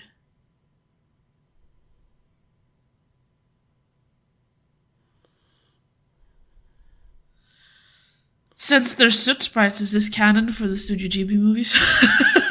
What are Soot Sprites? From Spirited Away. Oh, I haven't seen that movie since. You know the little 2002. soot things that help the guy in the bottom put coal in the fire? Oh. Steal her shoes? Oh. Oh. So they're appropriating Studio Ghibli culture now? Well, I mean, Studio Ghibli is part of this, so... Yeah, I know. Look, they became friends. And now they're dancing? I don't know what that was. Oh, it's the G for Ghibli. I guess. No, it's the wrong way. I don't know what that was. Yeah, it was, But if it's actually music by No. Ludwig Göransson, Yeah, that's the guy who made music for The Mandalorian. all right. And Tenet. He's the most popular guy now. He made Black right. Panther, Yeah, that's Tenet, all that. Katsuya All right. Kondo. Production, Studio Ghibli, yeah. That was cute. Very I don't pointless. know why. Why is that Very pointless, yeah. Why is that put on Disney Plus? Because I was like, maybe they'll it should be a message about friendship or something, which I guess it is, but that was very, very vague. Yeah. So this just felt like, and for like the first 30 seconds were just, it was a gif of Grogu spinning. Yeah. Like, what the fuck? Anyway. I mean, it tricked me. I was like, ooh. Yeah, we both watched They it. put the right name on it, even though they could have made it even better if they called it, instead of Dust Bunnies, Soot Sprites. But Nobody whatever. knows what the Soot Sprites are, because that's a 25-year-old movie. Everyone knows what Soot Sprites are, except for you, apparently. Nobody knows what they are. All the kids who grew up on... I grew up on Star Wars! That are like 13 years old now, they don't know what Soot Sprites are. No, that's true. I grew up on Star Wars, okay? Yeah. I was alive before the prequels, okay? Yeah. All you... Oh, I was thinking We need to talk more about the shows, though, because we kind of skipped over Do those. we really have to? Yeah, I need to mention that I actually kind of enjoy The Acolyte. Okay. Because it feels so detached from everything else. I only watched the first episode. It was... And they introduced, I guess lore, technically. But it's like separate. They introduced witches. Yeah. Which have been mentioned before in other media from Star Wars, but I don't think in the actual movies. No. Like in the They're Force users, right? yes, But they don't conform to. I was called Jedi rule. Yeah, I was about to call it Jediism, but that's not how you say it. But they like. I guess they tap into it to use more of it and like use it to its full potential or whatever. Because how they describe it is that the Acolyte is one of two sisters, twins. Yeah. They were like created out of the Force. Hey, like Anakin then. Yeah. I know a little bit about because I saw the Red Letter Media video about it, so I know a little bit about it. And obviously, like one of them is good and one of them is bad, so because they're twins. Not only are they Force sensitive, but they're also twins. So obviously, one is going to be good and one is going to be bad. Yeah, it has potential, but again, it feels. It's just. Yeah, it looks cool. It would have been a nice story even if it wasn't in the Star Wars universe. It would have been fine. Yeah. Like nothing extraordinary, but nothing bad. And this fact that they can slap Star Wars on it obviously helps a little bit for brand recognition. I do like I said, I like the lightsaber as a weapon. I think it's fascinating. Unfortunately, if you use a lightsaber in any other kind of media, it's going to be, Star Wars. Yeah. Because it's so, like, integrated. Yeah, and iconic. But I don't mind it. It's a shame that it has to be put under the Star Wars name. Yeah. But I don't know, the show isn't over yet. No. But it's, because it's become more and more popular, which was even started by George Lucas back in the prequel days, that the Jedi aren't like, because in the old movies, the Jedis, they were this myth almost of these, the Jedi Knights who upheld the peace and balance in the galaxy. Yeah. But then we see in the prequels that they are actually just human. They even make some mistakes. And that's what I mean. They kind of push Anakin towards the dark side. They're kind of arrogant to think they can we can save the galaxy when they're just being as controlled as everyone else is. But then because of that, and then very much spurred on by the new movies, it's almost been like Jedis are bad now. Jedi and are kind of like the police, especially in America. Like, you have the really bad ones and you have the good ones. Yeah. And they're just there to uphold the law, basically. But, since some of them are bad, they're gonna do bad choices that harm others, which create the Acolyte, in this case, because she is the bad twin, who gets mad at the Jedi because she blames the Jedi for the accident that kills their entire family.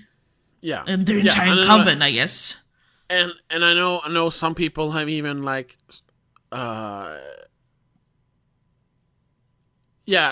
that they're just plainly the bad guys in the Acolyte. I wouldn't say that they're plainly the bad guys, though. That's not fair.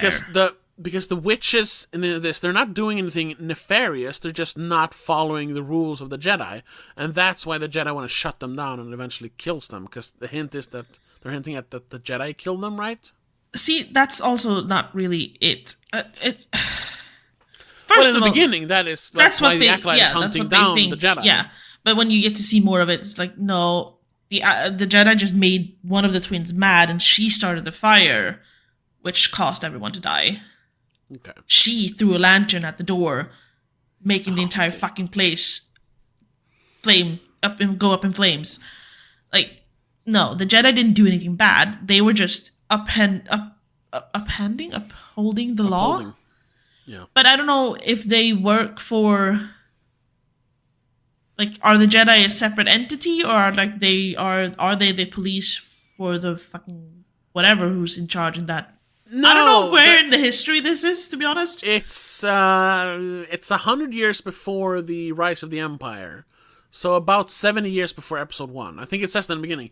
100 years before the Rise of the Empire. I think it says in the beginning. Probably. I didn't read that part. Yeah. I don't read all the texts that roll in the beginning, because that feels like the dumbest thing to have in the beginning of a movie. Like, just so you know what happened before, let me show you a text that rolls past. So this is show not tell is not a thing here. Sure, yeah, but this is Democratic Republic era of the galaxy. Are the Jedi part of the Democratic Republic, as in like a force for them to use, or are they a separate entity? And this is where world building ruins it, because if they're policing laws, that's one thing. If they're working as a separate entity and just like a religious cult, coming in and going like, no, we don't like how you use our... Basically, we don't like the way you're using our god. So we're gonna stop you. Then that's bullshit. Then they're the bad guys. But that's the problem, because in the original, the Force was just it was this MacGuffin. Yeah. The Force was just this magic power that some people had. That's why they could be the heroes of the story. Yeah. It was also just a metaphor for, exceptionalism, being, the bravest and the best, and learning your true potential, i.e. being able to control the Force. Yeah. It was not integrally thought out, That's why in the next one he's like, midichlorians. It was just shit he made up. Because he wanted to tell a story about the farm boy who saves the princess from the evil wizard. Yeah. That's what it is. Yes. Then he and that's where it started, because he started like, well, actually, yeah. He became well, actually, for his own stuff. Yeah, because the Jedis were just, they didn't even like say what they were in the original movies. They were just, I think they might say keepers of peace. Yeah, I think they say that at one point. Though. But that could still mean like they're a separate force, or they're part of the exactly. It was just something he said government, because he wanted Luke to like start thinking about the bigger world outside. Yeah. The call to adventure. Yes. I mean, it's so textbook hero's journey stuff. But then you have to start expanding on it. And then it was like, okay, so we have a Jedi Order where you learn to become, it's a Knights of the Round Table. Yes. Okay. But then, are the Knights then part of the Republic, or are they a separate thing? Then they have to start, and then you start dragging politics into your chivalrous romance. Yes. It's like, wait a minute. That's not how it works. You're ruining it. You're ruining the fun, because I guess in the prequels it's kind of a church and state kind of thing. Yeah. They also feel like they're muscle for hire at points. Because that's the thing. Like the Senate rules the galaxy. Yes. You have representatives from all the systems and planets. And you have, of course, they have their police, because you have like guards and stuff. Yeah. Walking around. There's not like 1,000 Jedis on every planet. No. Or like police. No. What they are is they're the task force. They're not even that. They're like they are, because, and also like you can't just say it's like a religion, because a religion, some religious people are just the belief in made up stuff. Yes. So that's why you can have several religions. Yes. And we're like, no, this is the way it is. No, this is the way it is. Like, it can't be both. If both are real, then that doesn't work. Yeah, it doesn't work. It doesn't work. Here, though, the Force exists in this universe. There is a magical power that binds us and surrounds us, as they explain it. I think Yoda explains it that way. So it is, I guess it is as a religion, but it is a 100% confirmed religion. Yes. No one can dispute that belief. That you can't. Force exists. Yeah, you can't dispute it. It exists. Which they do question, though, in the last trilogy. They're like, "Are you sure it's a thing?" Like, yes. Yeah. So they exist as a separate entity from the Senate, but since the Force is something that both indirectly and directly affects every living thing in the galaxy, the Jedi need to intervene whenever the balance is off. Yeah. That's the point of the Jedi. They take part in the power of the Force, but that also brings the responsibility to maintain the balance. Yeah. Then, I wouldn't say they're bad guys in the Acolyte. No, but they're made out to be bad guys because they're sorry for cutting in, but because go for it. But I heard all this and how like the witches aren't actually doing anything bad. So why are the Jedi stopping them from doing their witchery? Well, they're using the Force in a way that could bring imbalance. Exactly. And that's why you can't, because they created two humans out of the Force, which could obviously we've seen it before. Well, I guess you know what I mean. Like we've seen it before. It hasn't happened yet, but it could bring imbalance to the Force, which could cause war. So they're there to stop that. Honestly, they're not there because they didn't stop them from creating the humans. They're just there to go, how about you come with us to learn to control what you are and what you have a sensitivity towards? Because one of the twins, so far as I've seen, what did I say? I said 5 episodes, I think. Yeah. One of them is barely Force sensitive anymore because she's suppressed it so much. And the other one is very Force sensitive, and she even... No, she never used a lightsaber. Not yet. The good one? The bad one. Also, 5 episodes in, and they're both kind of like, I don't know what's right anymore. Yeah. And that's what I'm getting at, like, because the way that the Jedi they were kind of like a peacekeeping force. Yeah. Jedis were all like, they were turned into generals, leaders of armies in the prequels. And then you have the stuff where Luke, disillusioned by everything in The Last Jedi, says like, the Force doesn't belong to the Jedi; it belongs to everyone. It's this gradual like turning Jedi into bad guys, or like people who are like, they're arrogant. They think they they're police. Yeah, they're policing this Force, which is supposed to be for everyone. Yeah. The thing is, yes, everyone has the Force in them, but you need to have now we've gone so far from what the original thing is. The original thing is just, it's a cool thing that makes you it's plot armor. Cool knight. Yeah, exactly. But now it's like, there needs to be, you need to have enough of Force sensitivity to actually be able to use the Force. Everyone has Force. It's like pollen allergy. Yeah. No one is, feels good from pollen. No, it's just different levels of how much you react to it. Yeah, exactly. Same with lactose intolerance. Exactly. Everyone's lactose intolerant. Is lactose intolerant. Some just take it better. Yeah.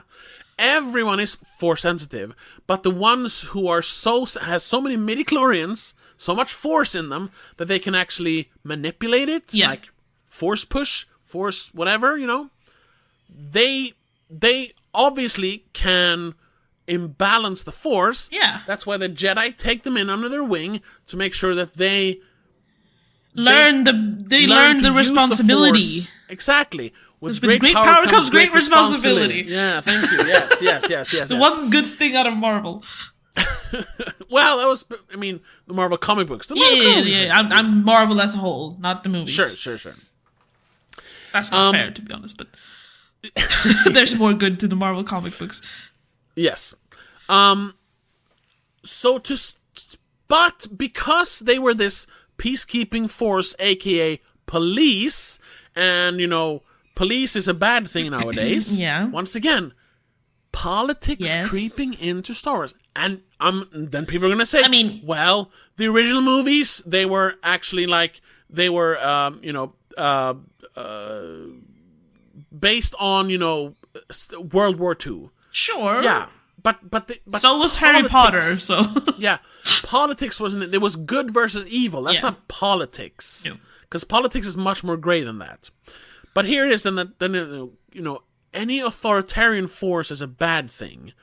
So now Jedis are bad because they're stopping these witches from using the Force. They are they want to. And once again, this might be my my alt-right troll creeping in again. But the witches are mainly, first of all, they're all women. Yes. So, a minority there. They're mainly people of color, right? I think so. And the ones who are white are alien. Exactly. The ones who are human, so to speak, are... Because I don't know if humans are a thing in this universe, honestly. Well, the ones that are like Luke Skywalker. Yeah. They're of color, I think, if I'm not misremembering anything now. Yeah. So you have the governmental peacekeeping force, the police, which are... I know they have a bunch of people of color there, but they dress in white. Yeah. They have a bunch of white two out of the characters. 5 people are white. Yeah. They come and tell these people of color that you can't do this, and then they end up dead. Weird, huh? Yeah, I know. You see, it's the ACAB thing, Yes, yes. All cops are bastards, yeah. It's the fuck the police thing, and the one Jedi who is he's Asian. Yeah. Looking, I don't know. Again, I don't know what that would be in like the Star Wars universe, but he's Asian looking. yeah. He's the one who doubts it. He's like, I don't know if we did the right thing. I don't know if we fucked up. Yeah. I see good in the bad acolyte. Yeah, but do you see where the problem lies in Yes. that this originally this force for good, I mean good and bad. Yeah, because we need to mention that in the original trilogy we do have the bad people wielding the Force. I don't know. My mind cannot like piece up the puzzle right now, but like Anakin becomes bad because he doesn't like how the Jedi police him, right? And like, also that he learns that if you look at the dark side of the Force, the bad side, there are powers that can bring people back to life. So he gets a little bit power hungry, I guess. And also he doesn't like that they keep saying that he's not allowed to feel. He's not supposed to father children, right? No, they're supposed to be celibate. Yeah. So he's obviously a reaction to them policing him. Sure. So in the original, technically, even though that's not explained until the prequels, the Jedi are already kind of enforcing things that make others angry with them. In the originals? No. Well, because otherwise we wouldn't have Darth Vader, would we? Well, because that's true. That's not fair. That comes in the prequels. Yeah, that's in not the originals, fair. it's just he fell to the dark side. He was seduced by the dark side. He's just a bad wizard. Yeah, exactly. That's the thing. Because it's yin and yang. It's good and bad. Yeah. That's why there's a dark side of the Force. So it's the prequels that fucked everything up. Yes, that's where it started. If you really dig into it, yes, because they started expanding beyond what this idea of the Force can actually contain. But yeah, I'm defending my Star Wars. I know I'm being biased. It's fine. You're allowed to be biased. The point of the Sith is that they are not looking for maintaining the balance of the Force. No. Because if the balance is out of, if the Force is out of balance, sorry. If the balance is out of Force. Yeah, it will, not literally, but it will, figuratively destroy everything. Well, yeah, that's lack of balance destroys things. Exactly. Not just the Force, in general. Yeah, but the Sith, then, they talk about that, and that's the whole thing. When Palpatine talks about the dark side of the Force, they have a bunch of powers, some even considered unnatural, because you're messing with the balance. Yeah. And as he screams when he kills Mace Windu, he screams, power, unlimited power. Yes, because the Force will not stop you from using the Force. No, because it's not sentient like that. Yeah, exactly. It's just it's energy. It's wishy-washy. It's fairy dust. Yeah. So, and that's why like people are like, only like Siths can use Force lightning. A Jedi can too. They choose not to. Choose not to because that is one that will imbalance the Force. It's the gateway. Yeah. It's stopping. It's at one point. Yeah, it's blurring the line of like, where should you stop then? Yeah. If you start using a little bit of it, then what's stopping you from using more of it? Yeah. So the Jedi, they're there to maintain the balance of the Force in order to maintain, peace, prosperity, and everything in the universe, galaxy. In the galaxy. Yeah. So if and the Sith specifically just wants to harness all of the power. Yeah, they're just power hungry. Yeah, that's. They don't have like a long-term plan. They just want to rule the world and then hope it doesn't burn. So you could look at it, pure objectively, not in the movies, but just thinking about the Sith philosophy is not actually evil. They just want more power. Then, of course, in all the stories, they use that power to be evil. Yeah, but because, once again, that's what it is. It's good versus bad. Yeah, but technically, Sith are not evil. Wanting more power is perceived as evil because if you have more, want more, you need to take it from someone, and that's evil eventually. It's an allegory of good versus evil. Yeah. So now that we got that far into like creating the lore, saying now that Jedis are just they're fascist pig cops who are just not fair. Forcing these peace loving, nature loving witches from using the Force doesn't work with the internal logic of what the Force is. No, because if you're not careful with how you use the Force, it can become out of balance. Yeah. So I'm hoping the show is not over yet. No, and it seems like they're like hinting at that. The Jedi are bad, but at the end, it's from what I understand, because a Sith has shown up, right? A Sith guy. Yes. There's one Sith who's training the acolyte. Yeah, and I'm hoping that he's kind of like influencing the witches to create whack them? the Force out of balance, and that create they the twins. Yes, yeah, exactly, sort of. Maybe. And then it doesn't just end with actually the Jedi are bad, because that is also like you don't. If you can say that the Jedi are boring, that's not what you like about Star Wars. You like, Han Solo and like smugglers and all that stuff. Sure. And there's tons of books and comic books about that in that case. But you can't like say that the Jedi are bad, because that's fundamentally not true. goes against what the point of Star Wars originally was. Yeah. And then I'm in full like argument mode here. Then people say, well, Star Wars has evolved. But what is Force is still what is Star Wars then? If you don't have the very fundamentals of Star Wars there, dark side versus light side, the Force, bringing balance back to the galaxy. Then what is Star Wars? Then Star Wars is just it's lightsabers and like spaceships and robots. But that's not. You can't really say though either that the Star Wars has evolved, because all of the movies, even the last 3 ones, are talking about the balance in the Force and keeping the balance. They're talking about how the Sith are moving the Force into imbalance, and even though there are no real Jedis left anymore, that's why there's war. That's why the dark side is winning at the moment, which is why Rey becomes, or I guess realizes her Force sensitivity, because she needs to a Jedi needs to emerge to be able to bring back balance to the Force. Yeah.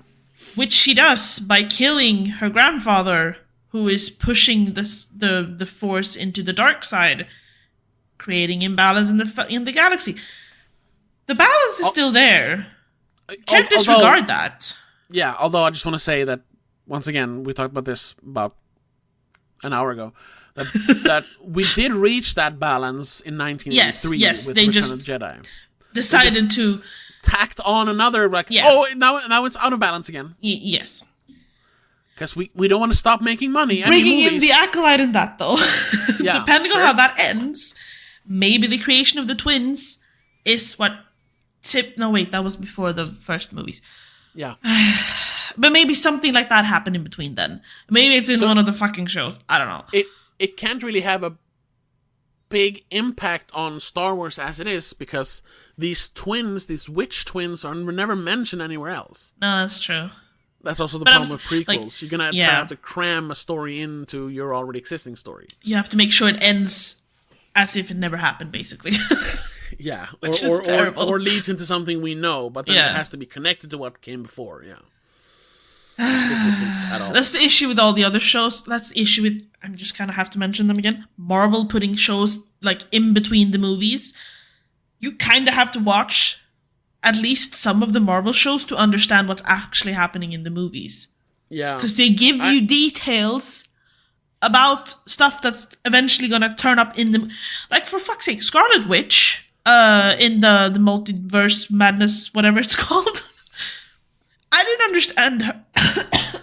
I did not understand her motivation at all, except for the fact that I knew that she had a show and she got turned bad in the show.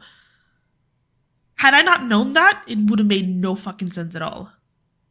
She doesn't even turn bad in the show. I didn't watch the whole thing. Don't they isolate her so she can't fuck up? Yes, because she's too powerful. Yeah. Yeah. Like, I don't know. But then she actually does fight. Are the kids in the movie? Because she has kids in the movie, right? Yeah, she goes into the universe of the show and sees her kids, even in the... See, that's not fair. You can't do that. Which is going back to Star Wars.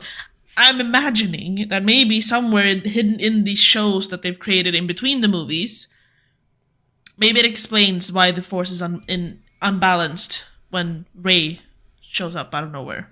Yeah. But that's dumb. You should never, ever, ever have people be, like, forced to watch content outside of the canon movies to understand the movies.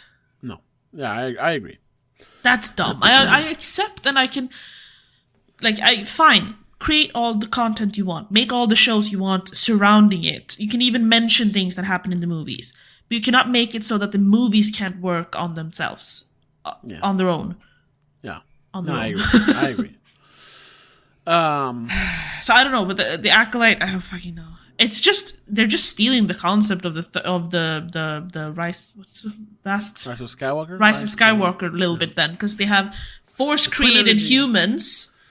who are bringing an imbalance into, and I'm assuming they also have this connection thing that Rey and Kylo Ren have then? I suppose. I don't know. Because they're Force created and they're twin. You know what my main issue with the Rise of Skywalker is? I'm just gonna go back to the movies. Why does everyone have a name that's only 3 letters? Finn, Poe, Ren. They're Ren. Rey, man. Kylo Ren. Oh yeah, him too. But he's also. I was about to call him Bob, but that's Ben. not it. Ben. Yeah. They're all 3 letters. Why? Because it's easy to remember. Because it's one syllable. Ben, Rey, Finn. Yeah, but like Leia and Luke were fine. Leia, Luke. Luke is 1, but he has 4 letters. Chewie, Chewbacca. You know what I mean, though? Emperor Palpatine. That's like, they're like, fuck, we need to name these people. It's just, I don't know, just do something. Han Solo is 3 letters. Let's just go with 3 letters. It's easy. Jar Jar Binks. Boss Nass. Anakin. Count Dooku. Anakin. Obi-Wan. I don't know what we're doing anymore. I feel like they got lazy with the naming, by the way. Sure. That's just a point I need to make. Honestly, I don't know what we're doing anymore. We're over the 2-hour mark. No, yeah. You know what? We kind of hit, or at least I got to the point I wanted to make was that even though in hindsight I do appreciate the prequels for what they, how they told Anakin's fall to the dark side. They're very much unnecessary. Very much unnecessary. And as you mentioned, that's where the problem started, because we had the finished story. It was finished with the Return of the Jedi. Sure, you can have books and all that, but they're tangential. They're technically canon, but they don't affect the main story. Yeah. Fine. So that's where it started. And it was very minimal in those, but the more we got, then we got the newer movies that started messing more with the lore, and then we had all the shows. And at this point, like you said, and like I said, like, what is Star Wars anymore? Yeah. What is Star Wars? Originally it was just a movie. Exactly. A name of a movie. And then it became, 3 movies. Technically, I mean, they're all called Star Wars and then a subtitle, but the movies were called Star Wars, The Empire Strikes Back, and then what's the third one? Return of the Jedi. Yes. So they're not Star Wars was the thing after that. It's Return of the Jedi. Yeah. But the first one, Star Wars: A New Hope. No. That was added. Afterwards. On the home video release. Yeah. In theaters, it was just known as Star Wars. The whole Episode 4 didn't come until, like, the 90s, I think. They added Episode 4 because they were planning the new movies, which are going to be Episode 1 and 3. So they were like, just so you know. Yeah. This is now the 4th one. I'm sorry, I was confused a little bit because the title cards on Disney Plus for me is Star Wars: A New Hope, Rymdimperiet slår tillbaka, Return of the Jedi. So for some reason, one of them is in Swedish. Then Phantom Menace, Attack of the Clones. Everyone else is in English. I don't know. Yeah. But yeah, the more, and this is a perfect example of what I keep talking about, where world building and too many spin-offs and stuff, it ruins the, because at this point, like, yeah, Star Wars was just a story about good versus evil. Yeah. And now it is all over the place. Yeah, it's political mayhem, and like the basis of the story is no longer there anymore. No one cares about good or evil like that. It's politics now, and it's and even beyond politics, like something that's actually like kind of good. The first season of Mandalorian. What is Star Wars about Mandalorian other than, well, it takes place in the same universe? But what is that Star Wars thing, the Star Wars magic of it? Nothing. No, technically, you could have made the prequel trilogy a completely different thing if you didn't, but they wanted the brand name recognition, I suppose. Yeah, sure. Yeah. And they wanted to utilize the lightsabers a little bit more, because they were not utilized enough in the original trilogy. Because it was not about lightsabers. No, lightsabers I know. became a thing afterwards. If they had put Star Wars is lightsabers. If they had put regular swords in the original trilogy, no, that wouldn't have created this whole. No, of course not. Because they created something that has never existed before. Exactly, they made this really cool thing, and obviously they want to use more of it. But if as soon as they introduced it in the original trilogy, they kind of forced themselves into like this pigeonhole of like, yeah, now it has to be Star Wars. You can't use lightsabers anywhere else now, because if we do, it's just going to be you stole it from Star Wars. Yeah, because give me one other piece of media that is not used Star Wars lightsabers and is not referencing. No, it doesn't exist. No, it doesn't exist. No, and it can never exist. I don't think so. No. So that's what Star Wars is nowadays. It's lightsabers. It's lightsabers. Barely even Force. It's just lightsabers. Yeah. And that's what I got. It took us a while, but yeah, it took us 2 hours. Yeah. But that's why I don't like it anymore, because it isn't what it used to. It's not Star Wars anymore. No. There can still be good things with the name Star Wars on it. Sure. But they're not really Star Wars. Yeah. There should be other names for it. Yes. I think we're going to cut it off there. Yes, we're done. That's it. That's our summer special for this year. You know what? Yeah, and I think I actually managed to get all my frustration about Star Wars out. And we reached it in an organic discussion way. We reached that. The core of Star Wars is missing nowadays. Yes. And see, you can complain about Star Wars and say that Star Wars sucks without making it political. Yeah. Because it's just bad on its own. We were purely talking about the actual media and like how they ruined the story. Yeah. Now politics were obviously mentioned, but they were not the reason. Yeah, we're not ruined by politics. No. They were ruined by greed. Yeah, see, you can do it. People on the internet, you can do it. The show is bad enough as it is. You don't have to involve politics in it. No. Or the shows, the franchise, sorry. Yeah. I thought you meant our show. No, our show is great. Anyway, Anywho. My computer's running out of space, so I gotta turn this off now. Yes, have a great summer. Yeah, have a great summer. Of course, we're gonna continue the TV cast, so we're not really gone, but the official spoiler cast will be back in a couple of weeks or so. We'll see. But until then, this will tide you over. And until then, have a good one. Bye. Bye. The spoiler cast is part of Please Don't Make a Scene. It is produced and directed by Tobias Vedén and hosted by Tobias and Rebecca Vedén. Executive producer is Annika Vedén. I also want to give a huge shout out to all our patrons over on patreon.com/don'tmakeascene. Mom, Dad, Christopher Belén, Danny Del Gaiso, Mac and Mom, Laura Kinney, CK85.